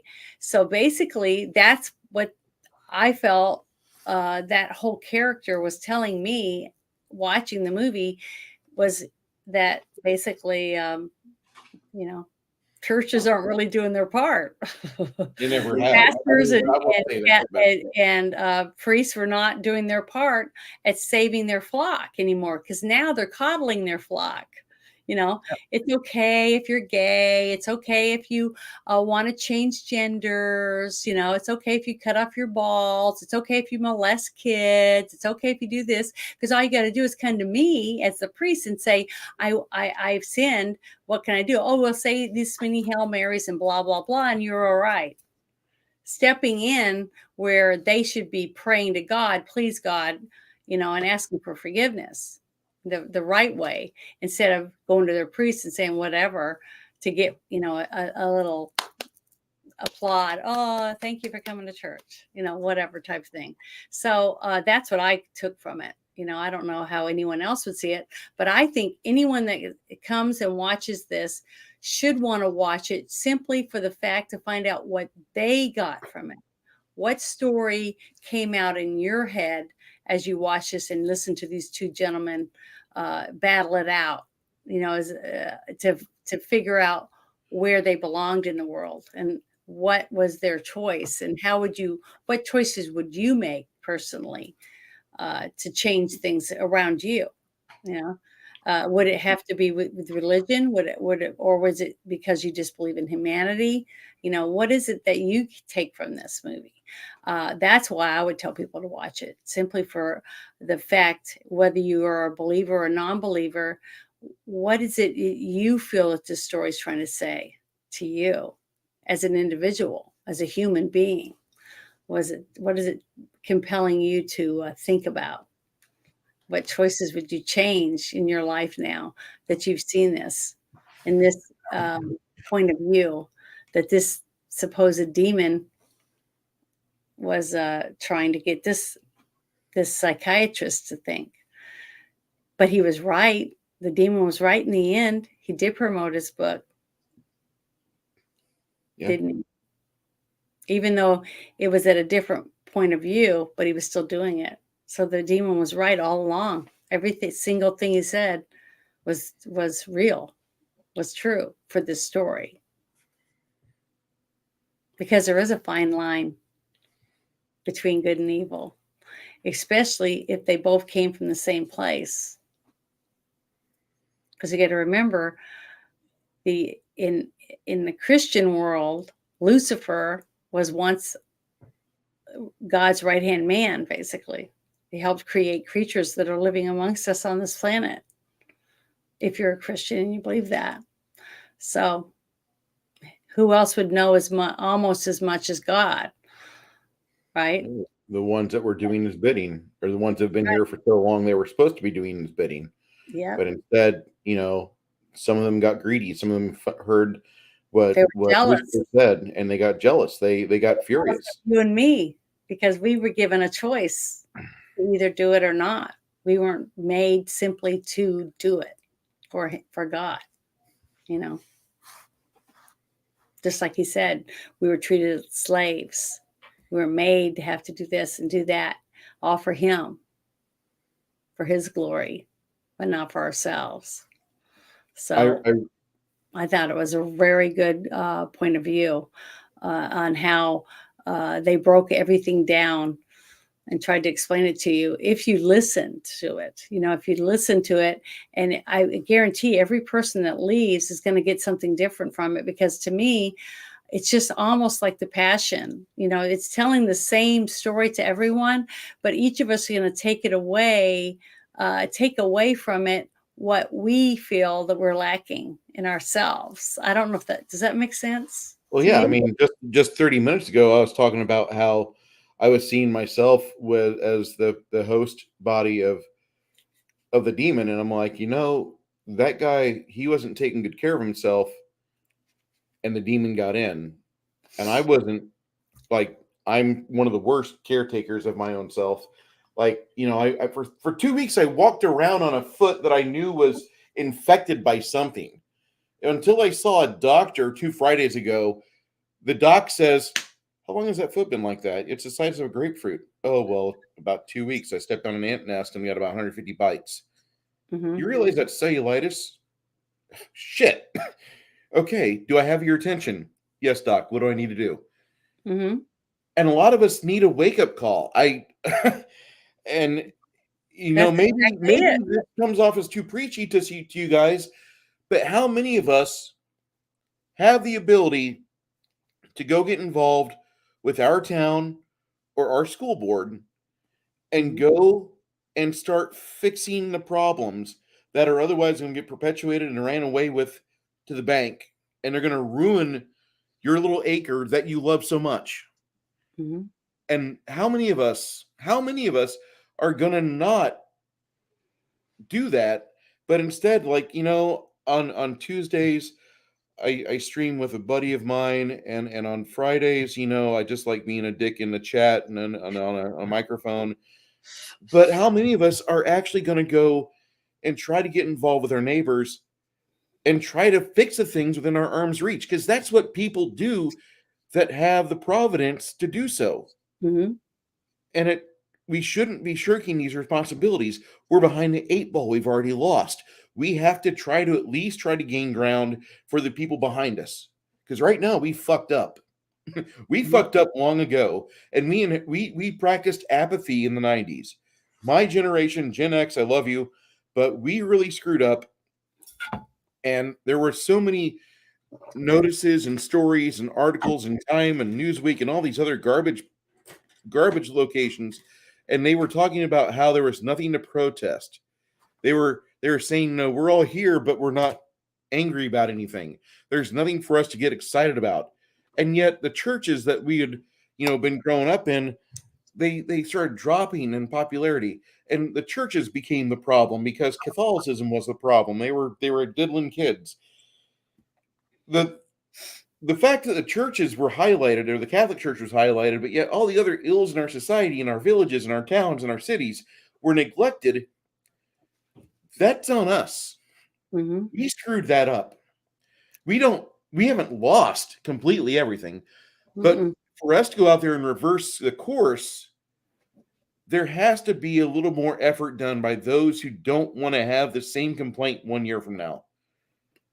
Yep. As much as I enjoy the likes or the shares, the subscribes, thank you, LDG again. As much as I enjoy that, I would really much rather be able to say, like, when I was 48, I thought we were staring at, the brink of the end of Western civilization, but thankfully we didn't. Mm-hmm. I don't want to have to say, like, well, me and Janet are going to go knock over a warehouse 2 blocks down because there's a gang of kids that they run a 10 square block area, but that's their weakest link.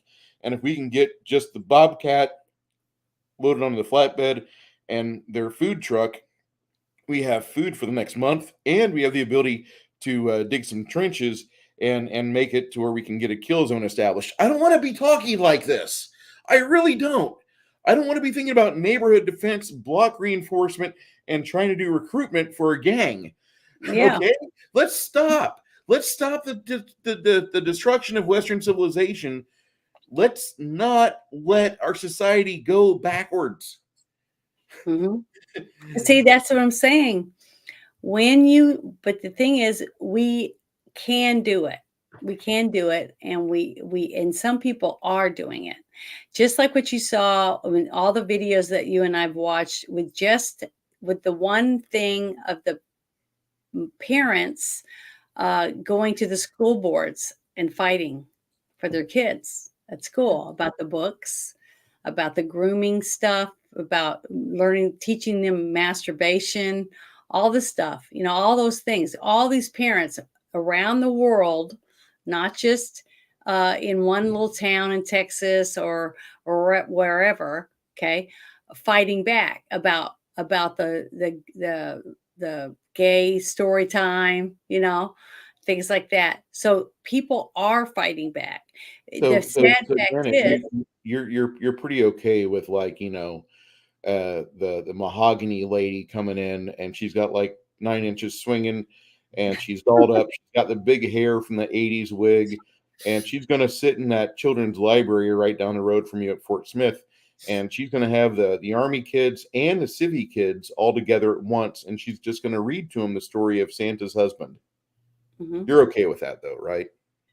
Well, see, the thing is, it's like when we were watching this, when we were Bless you. watching this Take care, movie. buddy. God bless you. Good night. Thank you for stopping in. But when we were watching this movie, and I was thinking about what happened when I told you a little bit about when I was sitting in court when he pled, right, to two of the things because he didn't want to go before a jury and have them find out all the evidence about what they had, okay, against him for what he did to my niece, right? But I try not to get emotional about it. But when I was listening to this, and he was talking to him about the choices that he had, and that when it came to the child, about calling his girlfriend, and because he was selfish and didn't want to give up his job and didn't want to commit, because if he got rid of this girl, he could have another one waiting in the wings, but he wasn't going to get rid of this one yet because he was thinking about breaking up with her because he was getting tired of her, blah, blah, blah. But then she got pregnant. Now he's got to get rid of it. And this is what he's saying to him the whole time. And all I could think about was how corrupt things are going on in our world right now, and how a little 9-year-old girl could look up at a man while he's forcing her to give him a blowjob, and how she could look and how abandoned and lonely she must have been at that moment when that's happened to her. But we're not supposed to be mad about that. We're not supposed to be mad that somebody can do that to a kid, and we're not allowed to get upset about it and want to stop people like him. We're not supposed to be able to do anything. And by us not doing anything and not taking any action, it's like we agree that we think it's okay that a child shouldn't get to be a child anymore, that we should force all of our children to have to perform for whoever gets the sick urge to use a child that way, and for us not to stand up for them. So how can we? There's a lot of places out there that are sick because they allow that to happen. I would like to think that any one of my friends that ever needed me to stand up for them in court because they beat the hell out of a monster that did that to a child out of one of their daughters. If any one of my friends or family ever asked, hey, I'm probably going to go sit in a chair and get fried, but I really could use you. What happened? You didn't read the papers? I don't read papers. Bruce, my daughter, my son was forced to perform a sexual act because an adult told him to. And I made that person past tense. So I'm probably going to get the chair because of the district attorney is one of some big political bigwig guy. If you want to say, oh, Bruce is just talking bad about George Soros DAs, fine, I am. But probably if you're in an area that's overpopulated, you're not going to be thought of very well for doing the right thing, for defending a child. Call me. I'll do what I can for you. I know that sounds stupid, but I mean, I would hope my friends or family would ask, help me. Thing is, that's why I wanted to go. I wanted to be there. I wanted to show my support, and my only way of being able to do that was to be there and watch this person and show this person that now I see him for what he really is. And everyone in this courtroom sees you for what you are. You're an animal, you're a pig. You don't deserve to walk amongst the rest of us because we actually care about what happens to children, and the district attorney and the judge, I thought were just phenomenal. And I was thankful that they were willing to sit and listen to this girl and other girls tell their stories, older now, but that had happened to them, to make sure this person was put in jail for what they did. And I got to see that today. So I got to see justice. And then I got a letter on Friday that I'm going to be serving jury duty. So I'm going to get to maybe give some justice to another family. But I don't know what I'll be asked to do. But the thing is that that's how you and me can fight. Okay. And what was sad to me too, on top of this, was I got on Twitter and I posted, I just got stuff that says I'm supposed to serve jury duty. And then I had 5 or 6 people out of hundreds that said, you should do it. Do your duty, all this type of thing, which is exactly what I said. Okay. That I'm going to do it. I'm going to fill out the paperwork and submit it, and either they'll like me or they won't, because I'm going to be honest and tell them the truth of, whatever questions they ask me, and because that's what I believe I should do. But so many people said, I can help you. I'll tell you what to do to get out of it. Everybody, hundreds of people telling me how to get out of jury duty. That's why we are where we are. in society is because people want to shirk responsibility and pawn it on someone else. Just think about it. If you were accused of a crime, of doing something really bad to someone, and nobody wanted to defend you, not one person, even if they saw what happened and they knew that you weren't the one, and they still said, it's not my problem. Where would you be? Where are we all going to be when nobody wants to step in and do what's right and tell the truth? We're all going to be screwed. That's where we are right now. We have people running our cities, running our school boards, being parents, making decisions for your children as teachers. They don't give a shit. Worse, they have no moral compass. And I'm not saying that we need to run around like Miss Manners, but when it comes to how your kids are raised, I think you I think whenever you get older, I think whenever your body starts to fail you, I think you're really going to wish you'd treated your kids a little bit better. And I'm not saying spoil your kids. I'm going to say, like, by showing your kids discipline, by showing your kids you care, and getting on, getting involved with them, helping drive like a whole bunch of them to their softball practice, or taking them, across like county lines to go take care of a school meeting or a school sports event. You want to have your kids not be your enemy when you're in your older age. I've seen this happen with family members where they Mhm. didn't treat their daughters right, and it took them till like post death when the daughter finally was like, "Wow, I really should have listened, and I should have been a better person to my mom or my father." But instead, we just let our prejudices, and the regret will never end now. And I know this sounds like probably something most of you don't need, but somebody out there more than likely, if they want to be lazy, they want to be comfortable, they don't want to get involved with something that's outside of their own head. Heaven forbid, they have to, it's their child, for crying Mhm. out loud, take care of your kids. The thing is that I've many times I've talked about my family. Okay. I was a tomboy, and I have 4 sisters, and what kind of parents I had, and how lucky I felt I was.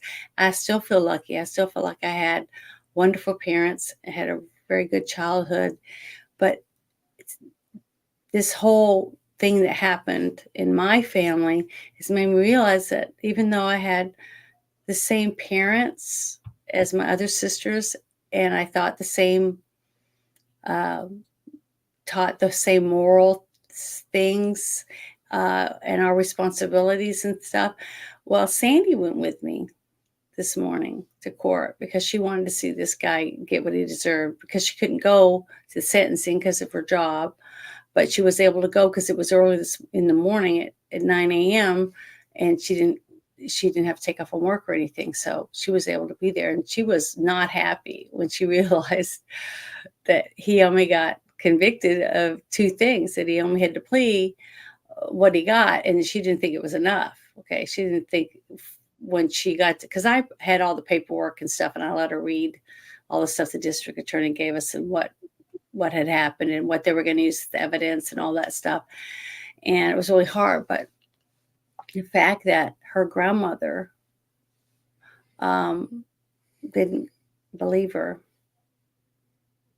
still doesn't, and wasn't there, and it's not supportive of what we believe, what I believe, um, is caused a lot of problems in what I thought was a close family, but it's not. It's not. It's just hard when you realize that you live in a life, if you think you're doing the right things, but the rest of your family isn't the same. They don't believe in the same things that you do.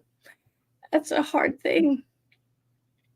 And that's why I think everyone should watch this movie, because it'll really make you realize what you have to lose if we don't fight for what we have today.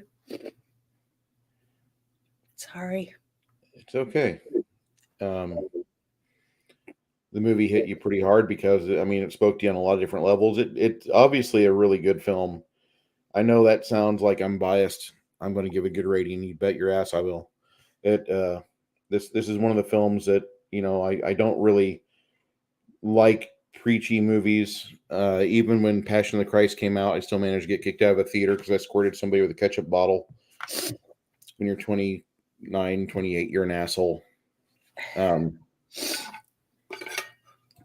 but people with you know just because somebody's an adult doesn't mean they've got their life figured out. And there's still a lot of us that we don't better ourselves. We at least try to hone each other. We try to make sure that we talk to each other. I mean, I think that's why guys are dicks to each other. I think you see a group of friends and they're willing to tell each other the truth. Like, dude, are you seriously going to let your daughter wear that? I mean, it's one thing for your wife to wear that when we go out to the bar and we're just there shooting pool and she wants to dance with her friends and look cute, and that's great. Your daughter's 12. Why do you want her to look like that? That's really shitty parenting on your part. It's okay for guys to say that to each other. Mhm. But the thing is, the fact that you cared enough to tell your friend that about his daughter, that's that should tell something to your friend, you know? At least I would take it that way if, someone was to tell me, "I don't think you should try that," or, like, I was the one friend in school that would say, "I don't think you should have that other beer. I don't think you should smoke that pot." I was the funny duddy. I was the one that no one wanted as a friend because I was always trying to tell people that don't do that. It's not smart. You shouldn't drink and drive. You should wear your seatbelt. All those things.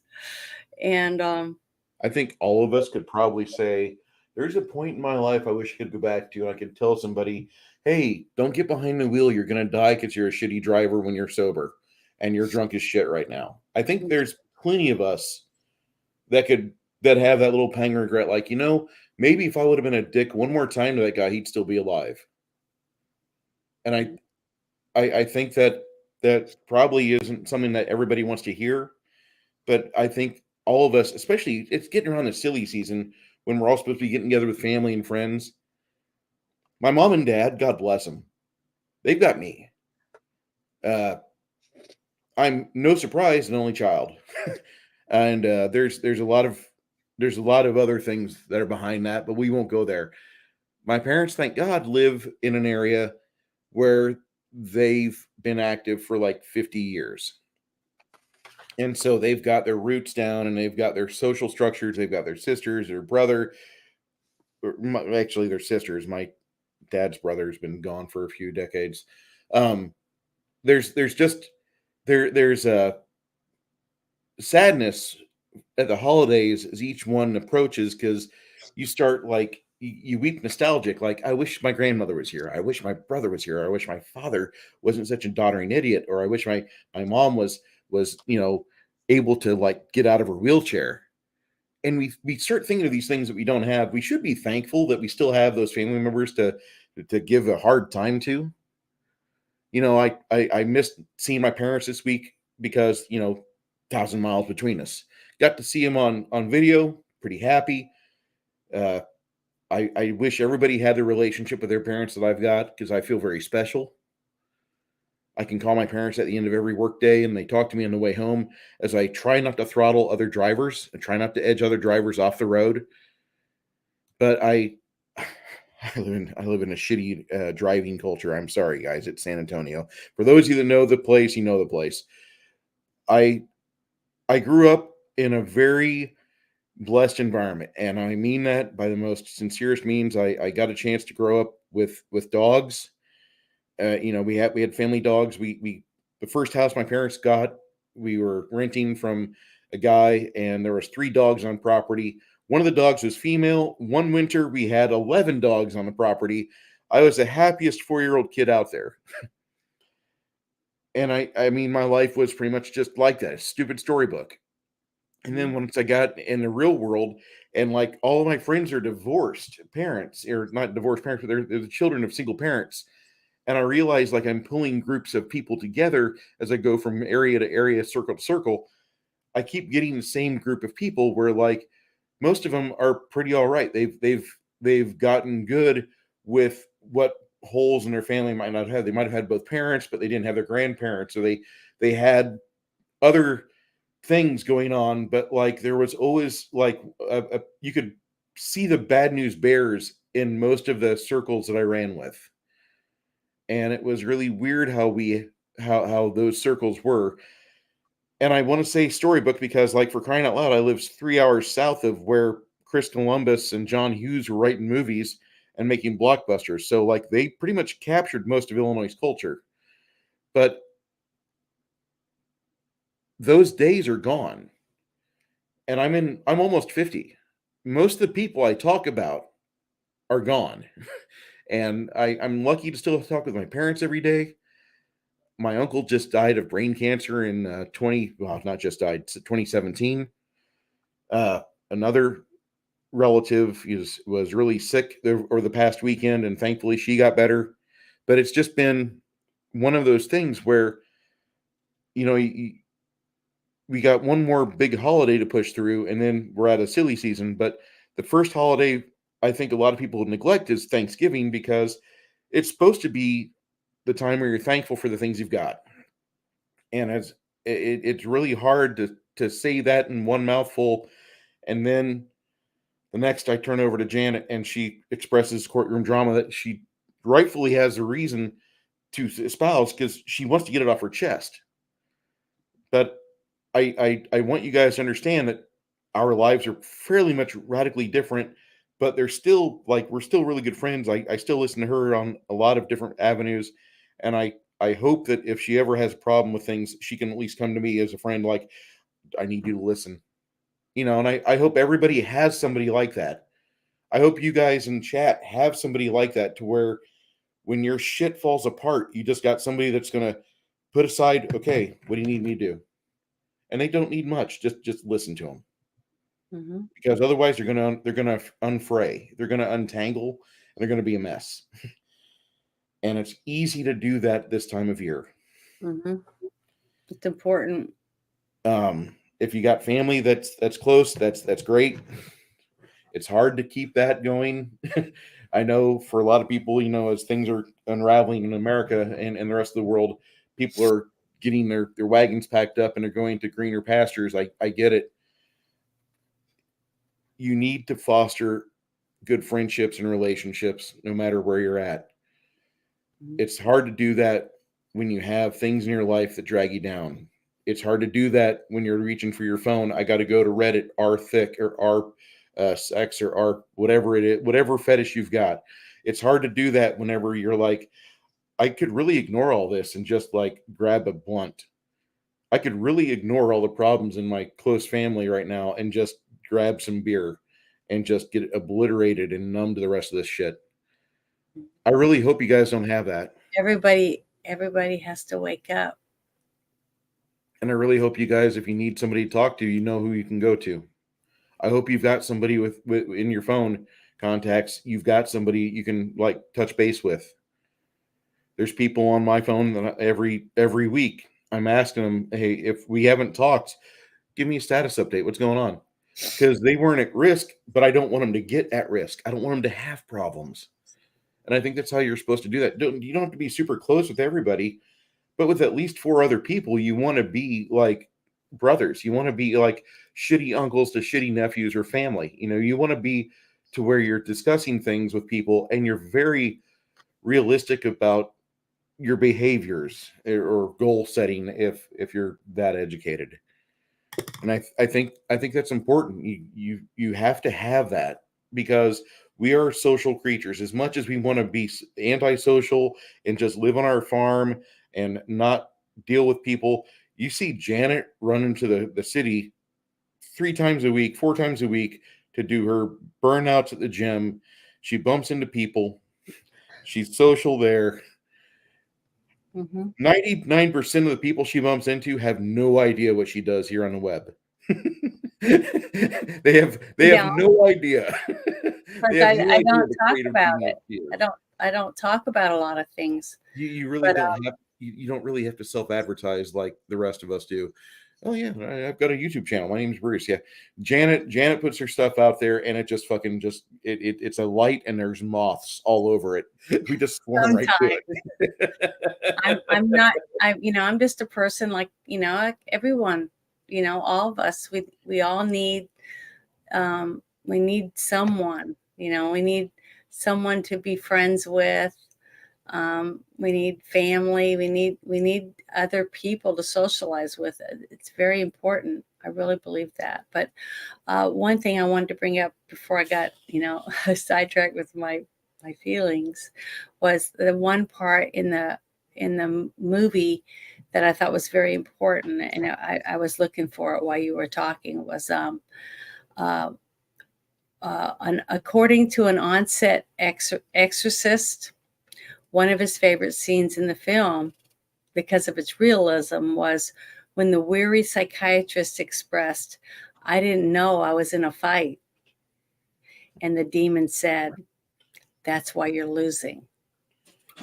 And that's what I see all the time right now in our world, is the fact that we're all wandering around doing our things, getting our stuff done, fixing our house, uh, working on our cars, or just piddling through our lives when there's a war all around us. They're trying to take our kids from us. They're taking our homes. They're taking our jobs. Uh, they're taking our land. They're taking our means to be able to get good food to eat, because they don't want you to be able to, they want you to eat crickets, they don't want you to have real meat. All these people are fighting against you every day, and we're just going on with our motion. We're not realizing how deep their claws are in everything that we do in our lives. And it's up to us to fight back and take it back, what belongs to us. I mean, the house that you worked hard for, the things in your home that you've paid for that belongs to you, that you should be able to keep, your relationship with your lovers, with your friends, with your family, with your parents. Nobody has the right to come in and tell you you can't see your parents. But guess what? Our government spent years doing it by saying COVID this, COVID that. You can't get near your loved ones. How many people had to die alone and couldn't be with their family and loved one because they weren't allowed to? They made you close your church. You had to quit your job because you wouldn't get a shot. All these different things, and it happened because we complied. And then there was a few people that said, "Hell no, I'm not wearing a mask, so I won't go to your business. I'm not taking that jab, so you lost your job." Now they're trying to get people that got kicked out of the military to go back to the military, and they'll get back pay and whatever else, because they're hurting now. There's not enough people in the military. They're thinking about even doing a draft. So we are making a difference. Things are changing because we are saying, "Hell no, it's not good. I'm not letting you do it anymore." So people are fighting back, and I'm seeing little glimmer here, a little glimmer there, where parents are fighting for the kids, for the schools. Uh, this movie, The Sound of Freedom, came out, and they're saving children from predators. Yeah, but it's not getting streaming anywhere. No, but Have you noticed that? Have you well, noticed that they're showing off? You can still find bros out there. You can still find cuties out there. No Sound of mhm. Freedom. Well, the thing is, it doesn't matter if you can't see the movie anymore. The fact that these people that they made the movie about are still out there fighting for kids. Hmm. Okay, just like that one story that you and I talked about on the shit show, about the gay party that was going on, and one of them fell and had a heart attack. Right? Remember that? and the paramedics and stuff showed up, and one of them went to the back room and found kids back there. Remember? So little things like that are still happening every week in the United States, even though for some reason our news media just doesn't want to tell good stories about all the kids that are being saved. They just don't want to talk about any of it because they don't want you to know there's a problem, right? So by us not watching them on TV, not supporting these people, not buying tickets to movies that we know are shit, like the newest Marvel movie, whatever, different things like that. That's how we win, by not giving them our money, not giving them our time, not wasting our efforts on them in any way. Use your time and your money to do things that you know are good. Donate to the homeless shelter. Donate your time to go work at the homeless shelter. Pass out meals. Donate time for your church. Pick up trash. Go donate a chance a day to work at the elementary school and be in the playground, or go to the library and put books away. There's so many things that we can do to help our own communities, and it just takes us getting off our butt and going and doing it instead of waiting for someone else to do it. Just like I said, when I posted that I got jury duty, hundreds of people were telling me how I can help you get out of it. Nobody wants to work the polls so we can have free and fair elections. So they have to bring in machines to count because just nobody wants to do it. Nobody wants to take time out of their busy lives to make sure you have the right to have a fair vote. So until you and I take back our communities and start fighting for what we believe that we need, which is freedom, we fight for our own freedom to have the right to vote, for our kids to go to a safe school, to go to a good church if we want one, to go to anything, to have anything in our community. Until we fight to keep it, what's going to stop them from taking it from us? We're not. We're just sitting on our ass watching television or whatever else is going on, because we're letting other people make those decisions. Well, guess what?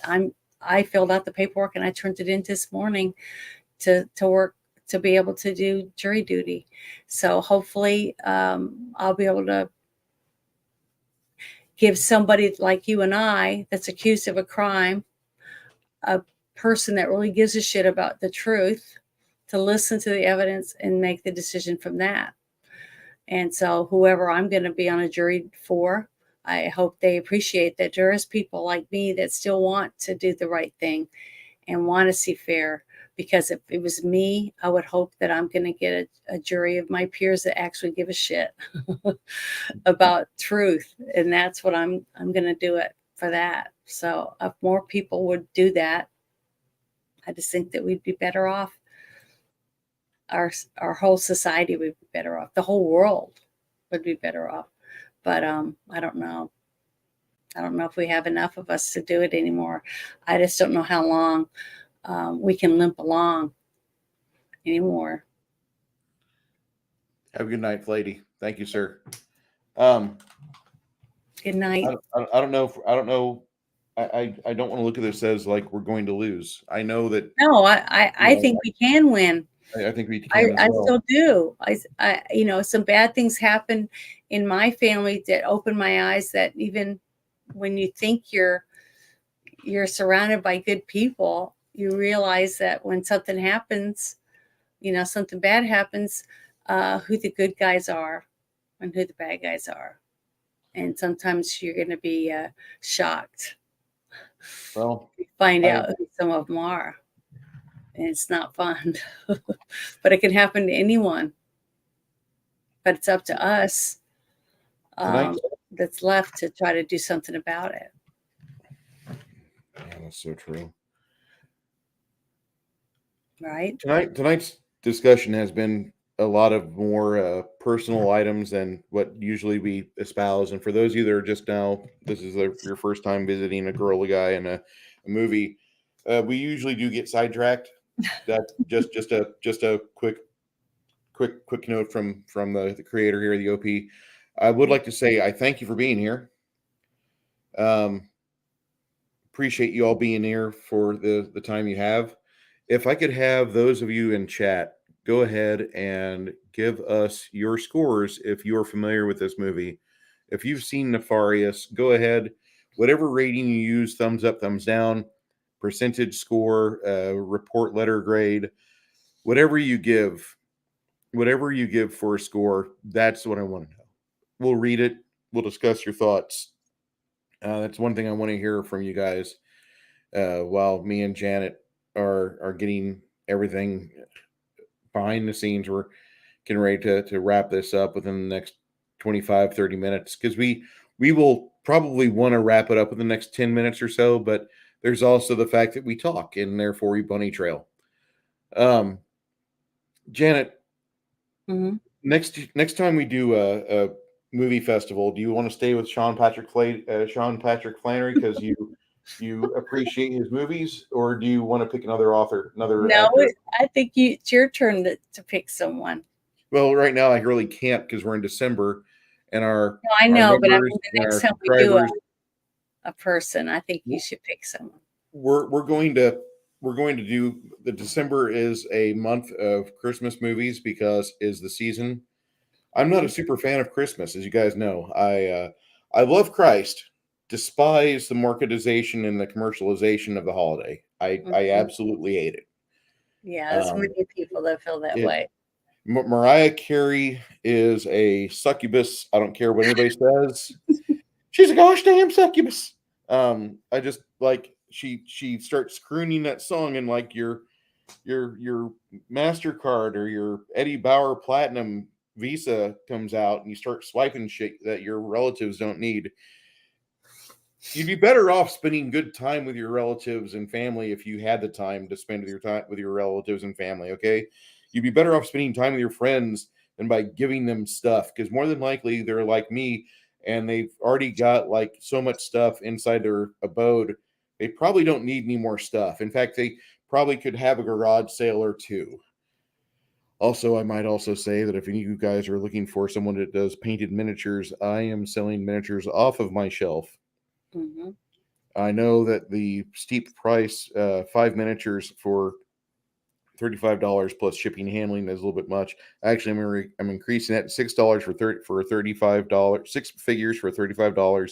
If you want to go and be like, Bruce, I need an assortment. I need like 20 figs. We're going to talk, and it's going to be pretty reasonable because I know for a fact, one, I'm trying to get a house, and two, I don't want to move. I don't want to have to move all this stuff into another house. It's going to be a bigger square footage, but 200 painted figs, it'll bounce between like 150 to 170 on price, and those are for like medium-sized figs or dwarf or elf-sized figs. If you're looking for giants or something like that, it'll be different. But figures off the shelf, let me know what you're looking for. We'll talk. No, Grumpy. I've got so many. One, do I really need all of them? Probably not. Moving, I'm scared. I am completely scared of moving because when you unpack, you find out like 30% of your stock is broken. So let me just pack these in a nice like foam box and ship them across country, trusting the U.S. Postal Service to not fuck us. And most of the time they don't. We ship the figures and we get them in nice packaging. I've got some actual packaging from an RPG. I think it was RPG lot or some monthly RPG thing, and they gave us foam boxes, foam trays, and so I've got a couple of those I can pack things in. But if you guys are looking for miniatures, talk to me on Discord. I'll be more than happy to discuss prices with you. I want to say I'm reasonable. Some people will be like, "Oh my god, listen, I'm trying to get rid of the figures. I'm trying to. I think 20 figs for 150 to 175 is a fairly reasonable price. plus the customer pays shipping. I know that sounds rough, but I recently shipped some things out and I didn't realize, like, wow, we need to set up a better system. And if anybody here has a better system for like either Etsy or eBay or whatever you want to do, whatever's going to get us the best shipping price, talk to me about it. I'll be more than happy, because no offense, I love the Pony Express, but I don't think that they have golden horses. Okay. All right. But plus, you got to think about it. Say again. What better thing than to be able to buy something you saw Bruce working on his channel? You know, I I think it's a talk good to me thing. about it. If it's seriously something you want on your table, if you want something on your shelf, let me know. I'll be more than happy. But I wanted to say something about us doing Patrick Flannery. To get to see him from the first movie I saw him in, which was Powder, to see his acting ability change from when he was in Powder to seeing him in this movie, I thought was phenomenal, because to me, he has come a long way as an actor, and the strength to be able to portray someone as powerful as Nefarious was to me in this movie. I just wanted to make sure people knew that, that's what I was seeing it because of his acting ability. It's just that I didn't realize at the time when we first picked these movies that things would be this emotional for me at this time when we did get to watch this movie. So, that has nothing to do with it. And I'm sorry if it really made it a downer for people, because I'm not normally like that. Okay. It's just that things change sometimes when you see things or you're confronted with things in your real life and how it mirrors. it's You your know, niece. yeah. No, I Well, mean, I don't see how anybody would be able to stay sane. well, you stay sane because you have people to share with. You have people to talk about things with, to vent with, and that won't judge you because you see something a certain way, or you absorb information differently than others, or whatever it is. The thing is that I have wonderful sisters, and I still have my dad, and I also have some good friends, and that makes a big difference when you are trying to deal with things, emotional things in your life. But for this movie, it was I thought it was a very well made. You could definitely tell the passion behind the actors that took the roles to portray the characters that they did in this movie. Even the simple fact of certain characters, such as the woman on the phone that he was talking to, they did a very good job at making it sound like she really loved him, and that she felt like what she was doing was the right thing.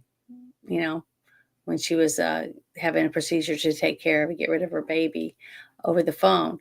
So to me, even though this is a low budget movie and it was independent, and they didn't really have a lot of special effects or anything like that in the movie, besides the thing when the chain, when he broke his hand, you could hear the bones cracking to slip his hand out of the handcuffs so he could grab him. Remember when he slammed into the table and wrapped the chain around his throat Yep. to scare him? Little things like that. The realism of it was just over the top, which was really, really good for it to be a psychological thriller, which is what I would set this movie in.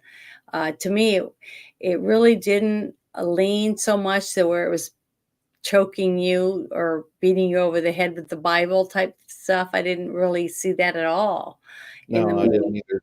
So to me, it wasn't a movie that only Christians would want to see. I think this is a movie for everyone. I really do.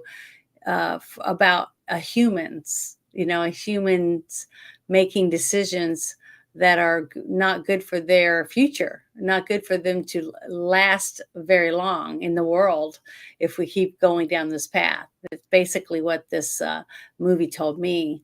And they leaned it towards demons, which most people who aren't religious wouldn't believe in demons. So to me, it did have a religious aspect in the movie, but the overall movie wasn't about religion, or if you didn't believe in religion, you wouldn't like the movie. So to me, it didn't do that. I thought the acting was just really, really good, very believable. Even though, just like you said, the young man that played Dr. Martin, which his name was Jordan Belfi. I had seen him in something else. I can't remember exactly what it was, but he's a good actor. I mean, he did a very good job for the part to be sitting across the table from another person basically through the whole movie. You're just talking and conversing, and the expressions on their faces, the emotion that they used when he stood up with anger, and demanding to use the phone so he could call his girlfriend, things like that. It was just very good. I just thought it was very, very good. Just like you said, that what was it, 12 Angry Men? Hmm. It was a lot like something like that type of This tension. echoed back to 12 Angry Men so many times for me because of just how it could be such an action-packed movie with two men seated at a table. Hmm. I It was mean, very few movies can actually do that. I think Bridge of Lies with Tom Hanks is one. 12 Angry Men is a superior in that aspect. This movie here is probably between those two in terms of like my rating. Just just so you guys know, 12 Angry Men, not one of my favorite movies of all time. Fantastic film. I'm talking about the black and white version from the mhm, 1950s or 60s. I'm going to give that like a 92. Okay, that's about as perfect as courtroom dramas will ever get. With mhm, okay, between that and Mockingbird, To Kill a Mockingbird, those two are 92, and To Kill a Mockingbird has numerous sets. There's lots of different locations. The fact that the young girl never did another movie in her life and she was still famous for that movie is amazing. But I think 12 Angry Men is like the perfect courtroom drama. It never leaves the courtroom. It's just amazing for all that takes place from the start to finish. And this movie achieves almost the same level with just two people. Actually, three, really. But the, this I agree. In the chat, we've got some people that are talking about this film, and we got Six Nations 31 Kings says it's a 7. Kronos, I haven't seen in the movie. I'm glad to be here though. Or 70 out of 100. Now he's speaking my language. Grumpy mhm, old Ninja Kintaro says 9 out of 10 stars. 7 out mhm, of 10. 7. Mind you, I am biased, but 9 out of 10 will be my score. mhm, I really did dig Flannery's role and his acting in the film. Yeah. mhm. Yes. Yes. It's very Mariah, scary. Mariah Carey's a gosh dang succubus.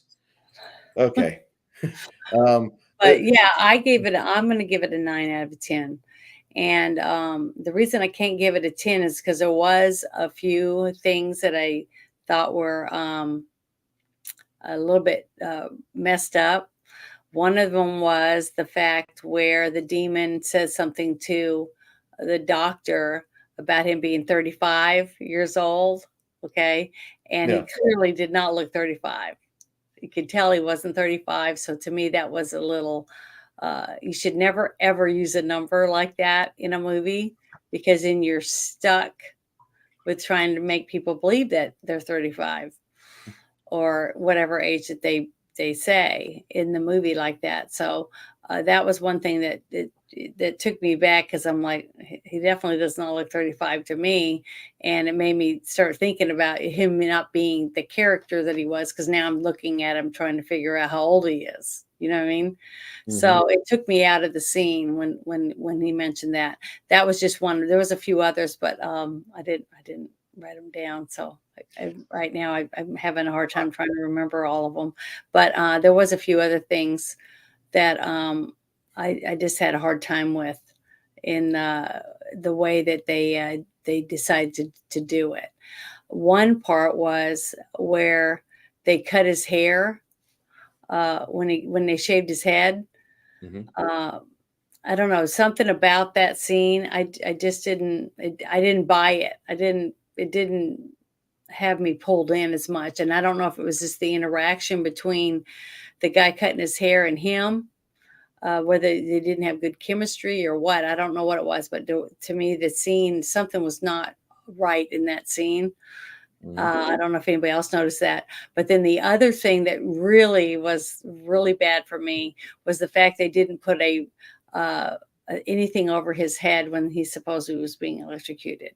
For the realism fact that everything else seemed so real, and by the book when they were doing it, the fact that it didn't cover his head, even though we knew who the actor was, we didn't have to see his face, and his body contortions and everything else would have been believable enough.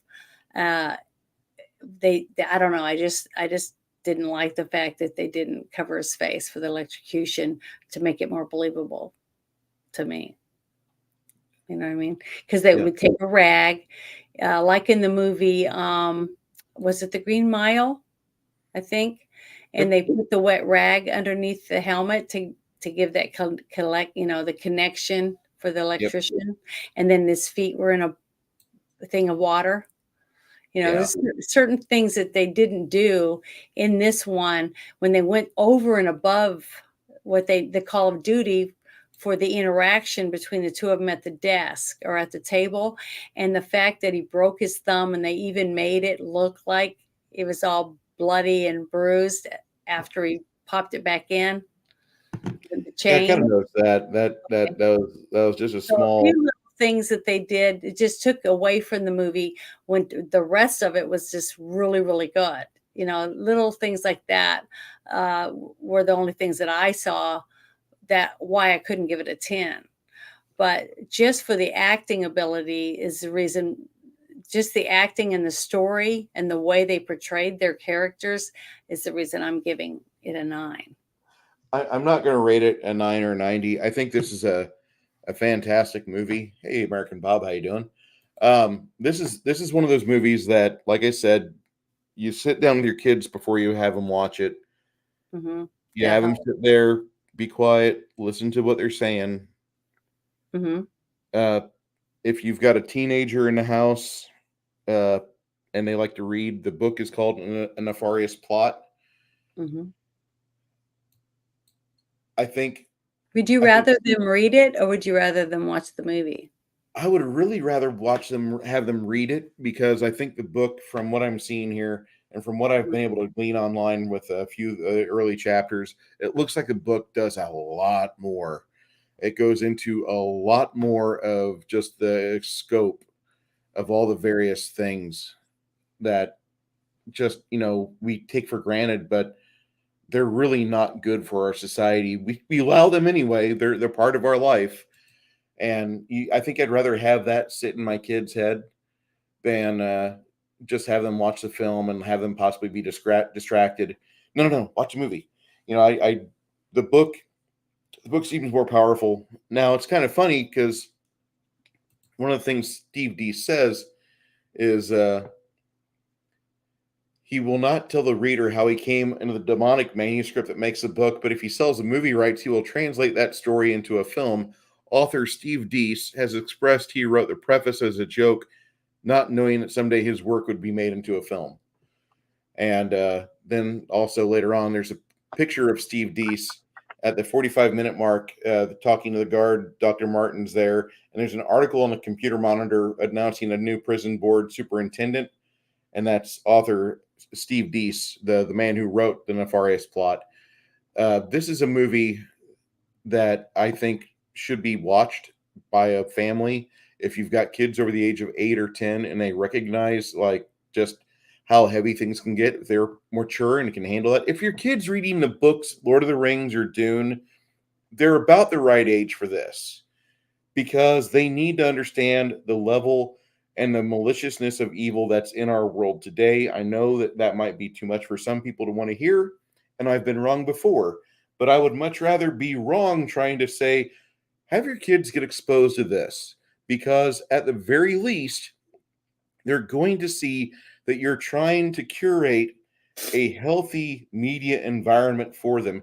And therefore, later on, whenever you start doing things like, hey, you know what? I'm really not a big fan of Disney, so I'm canceling Disney Plus because they don't have any good things that are on, or we're Mhm. canceling like Netflix or cable or whatever, and we're just going to get old DVDs and VHSs out of like the pawn shop exchange. They'll at least back you because they were like, they kind of curate the movies I see because they want me to watch things that are good instead of watching like 7 or 8 episodes of WandaVision. Hey guys, what was the plot of WandaVision? Doesn't matter. What was the plot of Wonder Woman 84? Doesn't matter. Nothing new today matters with the shit. It's just meant to be disposable, consumable media that you now get excited for the sequel in the fucking process, and it's just empty filler. I think I that I think Bruce is starting to think maybe independent movies is the way to go. It sounds Ja- like it. Janet, I prefer independent anything more than anything else. If I have the opportunity to buy from a farmer's market, I'll do that. If I have And the you know opportunity, what's really funny is the fact that I I'd never really watched independent movies until I started doing things, in movies. Things being able to do more and more in movies, the more I wanted to watch independent.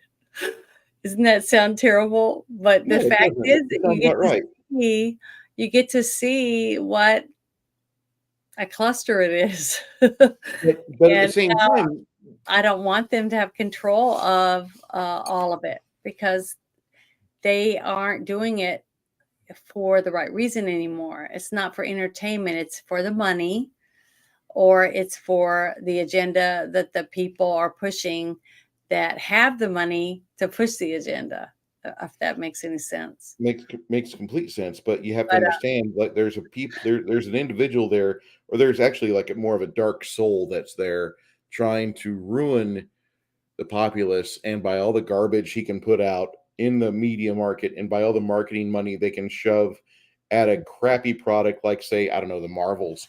um, you can see exactly where the definitions are at and where exactly the lines are drawn in society, because if somebody is out there saying, I can't wait to see the Marvels this weekend, probably a good idea not to value their opinion. Um, yeah, I'm I agree not. with you on that. I'm just saying, if somebody's telling you like, hey, listen, we're gonna try this cricket kebabs and this food dish with bugs. You want to come over? No, just say no. Get the hell out of my life. I don't need you. Um, this movie is not for those people. This movie is for you. Mhm. This movie is for anybody that's ever thought, I really don't feel fulfilled watching mainstream news or watching mainstream network television. Maybe I really don't like MSNBC and the way they tell me that I'm terrible because I voted for Trump. Maybe this movie is for you because you actually think and you actually watch how things are, and you had your doubts about various things in society, and the demon's little victory lap as he's getting the human corpse that he's riding in scheduled day for riding the lightning at 11 p.m. Yeah. Maybe this movie's for you. I'm going to rate this movie a strong 85. Okay, not Mhm. for the fact that I can't rate it as high as Janet. No, it's not that. It's not that I don't have a personal tie to the star of the film. And I'm jealous of his boyishly good looks. It's the fact that I think this movie stands up really well for the fact it was made on like $6. I think Yeah. they did really good with the various sets they had. Um, the exterior shots weren't exactly at the location they said they were, and that's all right. If we ever film a movie at my house will be absolutely not the house I sleep in at night. I guarantee you. But I think this film is a fantastic way for you and your family or you and your loved ones to spend 2 hours and entertain yourselves, because there's so much in this film that you can grasp, that you can Take away recognize, from it. Mhm. and you've allowed just small concessions in your life. And as this movie's just rolling along second by second, nugget by nugget, you realize how much shit you allow in your life. And at some point, you'll make a change. You will. A lot of people are like, no, Bruce is talking out his ass. Let me tell you something. I never envisioned myself at the age of 36 leaving my friends and family in Illinois and going to warmer places like Texas by myself. Mind you, yeah, I did have a cousin down here that wanted me to sleep on her couch until I got on my feet, and thank God for her. I really thank her every holiday season when we meet up. It's been a better choice for me every year. Whenever I see my friends that stayed in Illinois and they're looking for a job because the last one they had shut down, and the last one before that 4 years ago shut down, and one before that 8 years ago shut down, it seems like they all say the same thing. The taxes are too high in Illinois, and everybody's freezing. Ameren keeps raising their energy prices, and they don't know how to fix it. Well, fuck, I guess maybe you pack up the wagon and you move west, young man, or south. South would be my preference, but if you want to move west, I mean, California is nice and warm. It's just costly and inhospitable for common sense. But you do what you want. At some point, you're going to get tired of the habits that produce nothing for you. And that's where a lot of us kind of identify. We don't think we all kind of hang out together at once. I see everybody here in chats, various chats. We've all said, I don't need network television. I don't want to watch Friends on network TV. I don't need them to give me commercials. I would rather listen to Salty Army, or I'd rather listen to Gary from Nerdrotic, as much as I don't want to hear Gary from Nerdrotic talk about things that I really thought he'd never talk about. I like Gary, and I understand he's probably saying things because he likes a platform a little bit more than what I thought he did. But I really want him to get more free, get more on Odyssey, get more on Rumble. I'm very happy that guys like Comics Division are on Rumble. They're on Odyssey. I think that's great. I think more people need to discover those because they offer you true freedom of speech. And I want to thank the 6 people that are over on Rumble right now watching me. Or maybe it's 5 and me because I have to monitor that side. Anyway, I think that more people, as time goes on, they're going to see where they may have messed up in life, and they don't want to do things that keep causing them either a financial or some other sort of a hiccup or hindrance. A lot of people do that day in and day out, and at some point they stop. Maybe because they don't need 7 beers in one night. Maybe because they don't, want to just sit down idly. Maybe the doctor tells them, if you don't change your ways, you're going to be filming a diabetes commercial. Do you under fucking stand? And that's something that a lot of people need. They need that wake up call. Mm-hmm. Hey, Well, can Arlene. I wanted to say a couple things about that I dug up about the movie. It said that some of the challenges shooting was the federal government in Oklahoma almost shut down the project due to a strike. Yep. Through no grievances were expressed. Electricity came down and the sound mixer died. Okay. 9 car crashes occurred with the crew despite being under 100 drivers. Steve Dance, I guess how you pronounce his last name. Deese. Deese DEACE. became The E is infected. long. Yeah, became infected with a cyst under his arm, and an on-set priest exorcist suffered a life-threatening ruptured appendix, and the roof of one of the office buildings was ripped off in a storm. So all those things happened while they were filming. And then it says, in a scene where a priest approaches NEFARIOUS, who was frightened, some of his hair is on Sean Patrick Flannery's head is briefly formed into the shape of horns, which then settle back down when he realizes the priest is not taking his role seriously and therefore harmless. So that was 2 of the things that I was able to find about, I thought were pretty cool about all the bad things that were happening. Remember when they filmed The Passion of the Christ, And then they said that Jim Caviezel had gotten struck by lightning when he was up on the cross. Mm-hmm. And a few other things Not happened. once, but twice. Yeah, twice. Okay, there you go. But the thing is, other things happened. Mysterious things like somebody was trying to keep you from finishing this film, you know? Now, all those things I just read off this sheet, it sure sounded like somebody didn't want this film filmed, you know what I mean? But not an actual person, you know, that could say, oh, well, we're going to screw you over and take your budget, you know, or whatever. This was all stuff that happened like, you know, spiritually, you know, if you think about it. And then this is the thing I wanted to read was this. The filmmakers said that this film was different, a different form of Christian ministry through film by portraying theology through the point of view from the other side, specifically from the demon who expresses the point of view of theology to the atheist whom he views as a complete fool, especially with the line, I know more about theology than any human being ever existed. So that was one of the things that I was trying to say earlier about the movie is the fact that you don't have to be a Christian to want to watch this movie or to even get anything out of it, because the whole movie basically is about humanity and where humanity's headed and whether or not humanity's willing to step in and save itself from its own destruction. So I don't know. Only the future will tell, right? About whether or not we decide to step up to the plate and do what we think is right to save humanity from itself. So we'll see whether or not we can do that or not. Next week, Janet, have you ever seen a movie called Krampus? Krampus? Yes. Mm-mm.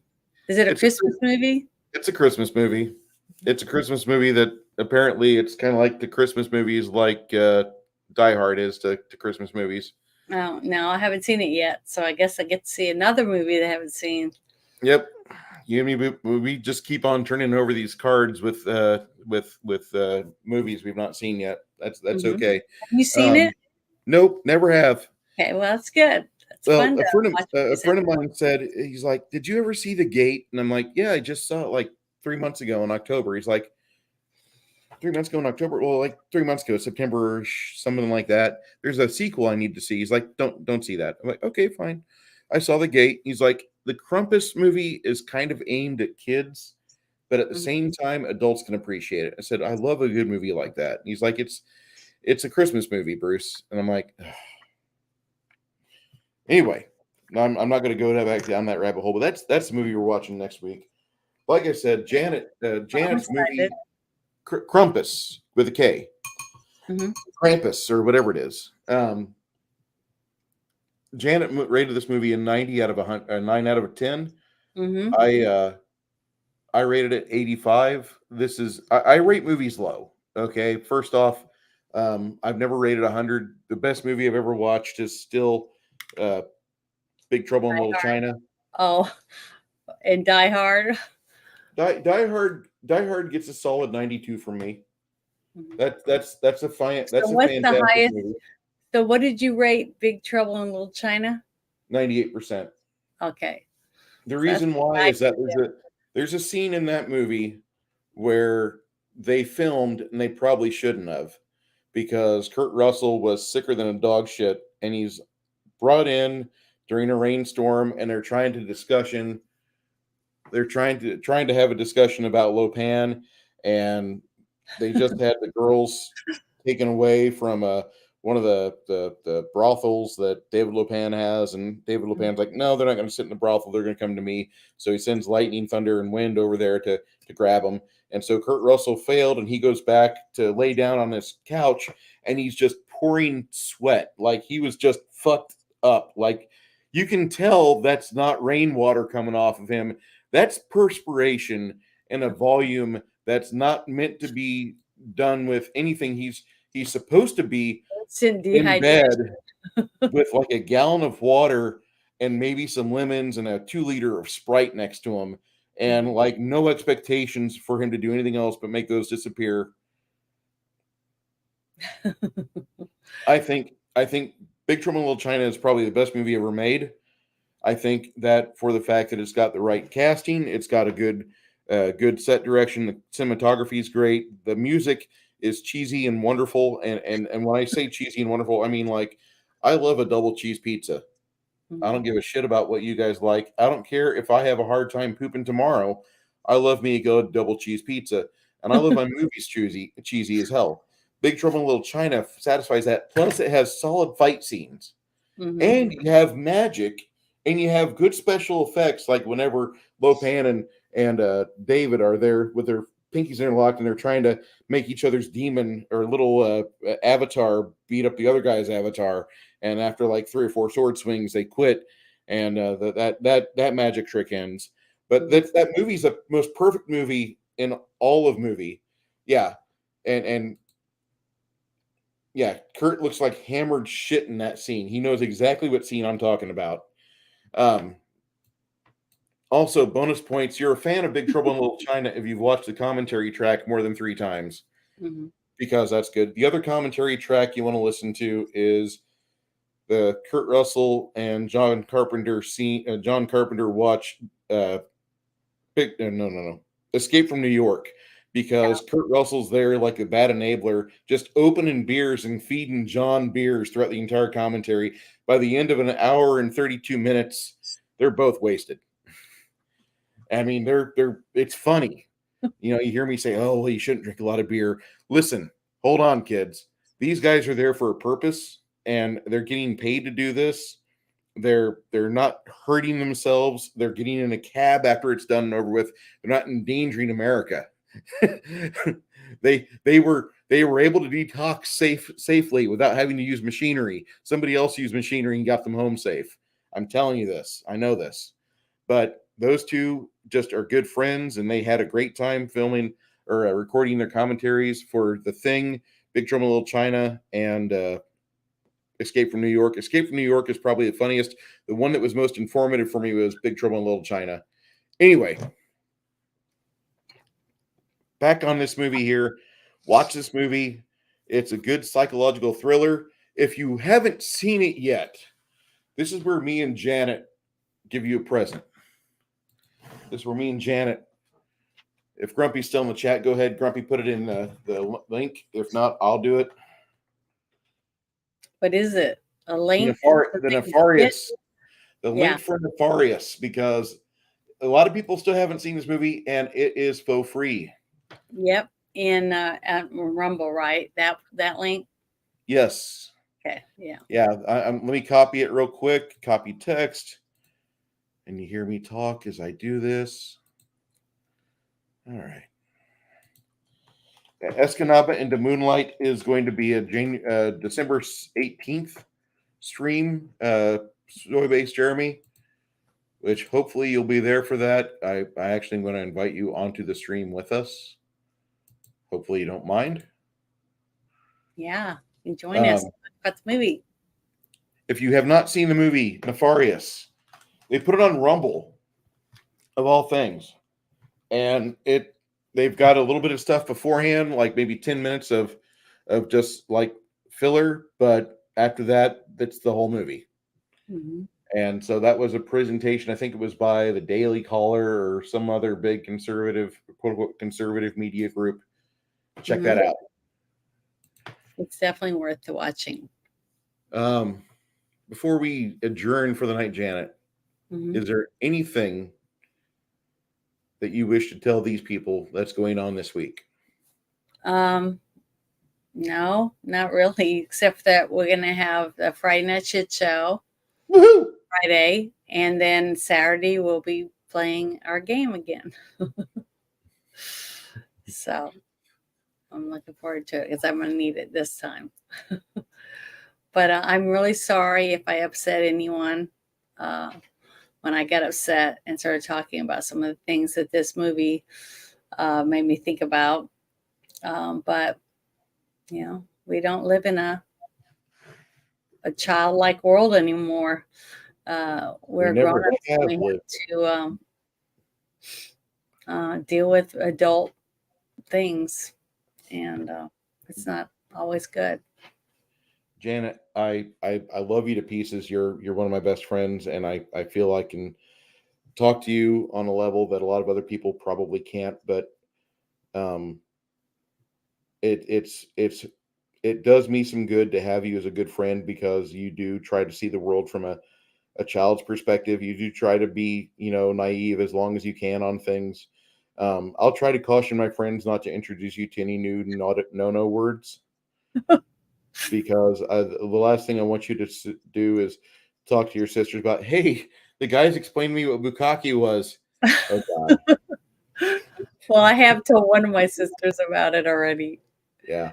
and Um, she'd never heard of it either. So it, it my other it's sisters probably don't know what it means either. So I feel so bad because there are people out there that don't have no idea what that means. and I'm happy about that, because it's just something I don't want to think about that often. Like, every day people find out the wrong way what bukkake means, and it just, no, don't bing that, don't Google that. You're better off, don't do that. Like, I there's other things for you to spend your time on. Learning GIMP or Photoshop is one of those things you could do and better yourself. Get um a puppy. yeah, or get a dog. Janet's got a if you live in the southwestern, or not southwest, if you No, I live in don't the have a dog southern, anymore. I got a what, home for it. you found a home for that pup? Okay. Yes. So, and she seems very happy. She has other dogs to play with and stuff. So, Okay, good deal. I was going to be like, hey, if you guys are in the southern Great Plains, contact and I Janet. got a rooster too. So I got a rooster, and I got that dog. Got rid of that dog. So see, things do happen. Good things. We just gotta hold on long enough. Shh, y'all playing on the big screen. That is a problem. I should probably have a disclaimer from now on at the start. You are entering a chat discussion with Bruce Lombardo of the Dix Division. Hmm. Tonight, special guest is Janet from another planet. During tonight, I do request you do not have me on any main screens in your house. If you have small children or the easily offended, please put them in a safe location away from where the sound could travel, or put your grandmother, And don't secure her Google with a helmet. everything they tell you. Yeah. Don't Google everything we tell you, and don't let Yeah. your kids show you the things that we tell you not to Google. Um, Also, if you have kids that are wanting to be influencers, which apparently that's the new thing. As much as it pains me to say this, let me just say this, and this may help your household. And I'm being serious. I want you to tell your kid, fine, you want to be good at being an influencer, learn how to edit. And then talk to your friends who do videos, not live streams, videos, actual videos that suck at editing, and be like, you know what? My little sperm collection over there, the clump of cells that never fails to make me raise my blood pressure, they need to have something that will help further their life, and they want to be an influencer. She listens to you because I listen to you, or we are all in the same panel together, Mhm. and she wants to do editing. I want her to edit your videos. And you're like, oh, shit. Yeah, now's the time for you to clean your act up. Anyway, offer your kids, if your kids are saying, I want to be an influencer, you have a friend or you have a family member that they do videos. Let No, just, don't do just it. I would prefer them not to do it, but if they're going to do it, have them learn how to be an editor first, because the editing is the first step along the way. Then, whenever they start doing doing thumbnail editing, that's when they'll really start to shine. And by that time, they should be in high school, and their life path should be more angled toward what they want to do. I don't recommend being an influencer, but you know what I mean. I would prefer them to have a trade skill, but that's just me. Okay. Good night, Jackie Blue. Thank you for being here. This explains so much about soy base. Mhm. That I'm not looking it up. no, don't. Uh, All right, guys. It's been 2 hours and almost 50 minutes. My name is Bruce Lombardo. My friend, my co-pilot over here, Miss Janet from another planet, she's doing a very important show on Friday night. Come see us. We're doing the Friday Friday night Night Shit Show, it'll be and fun. we'll be happy to have you there. We will be dual streaming on both YouTube and Rumble because I am committing to Rumble fully. Mhm. They've just been treating me nice. They've been doing things really well, and I appreciate them. Six Nation had a blast tonight hanging out with all chat. It was lively and fun too. Good way to end a Monday. Good way to start the week, I hope. Everybody, thank you so much. And we will see you next week.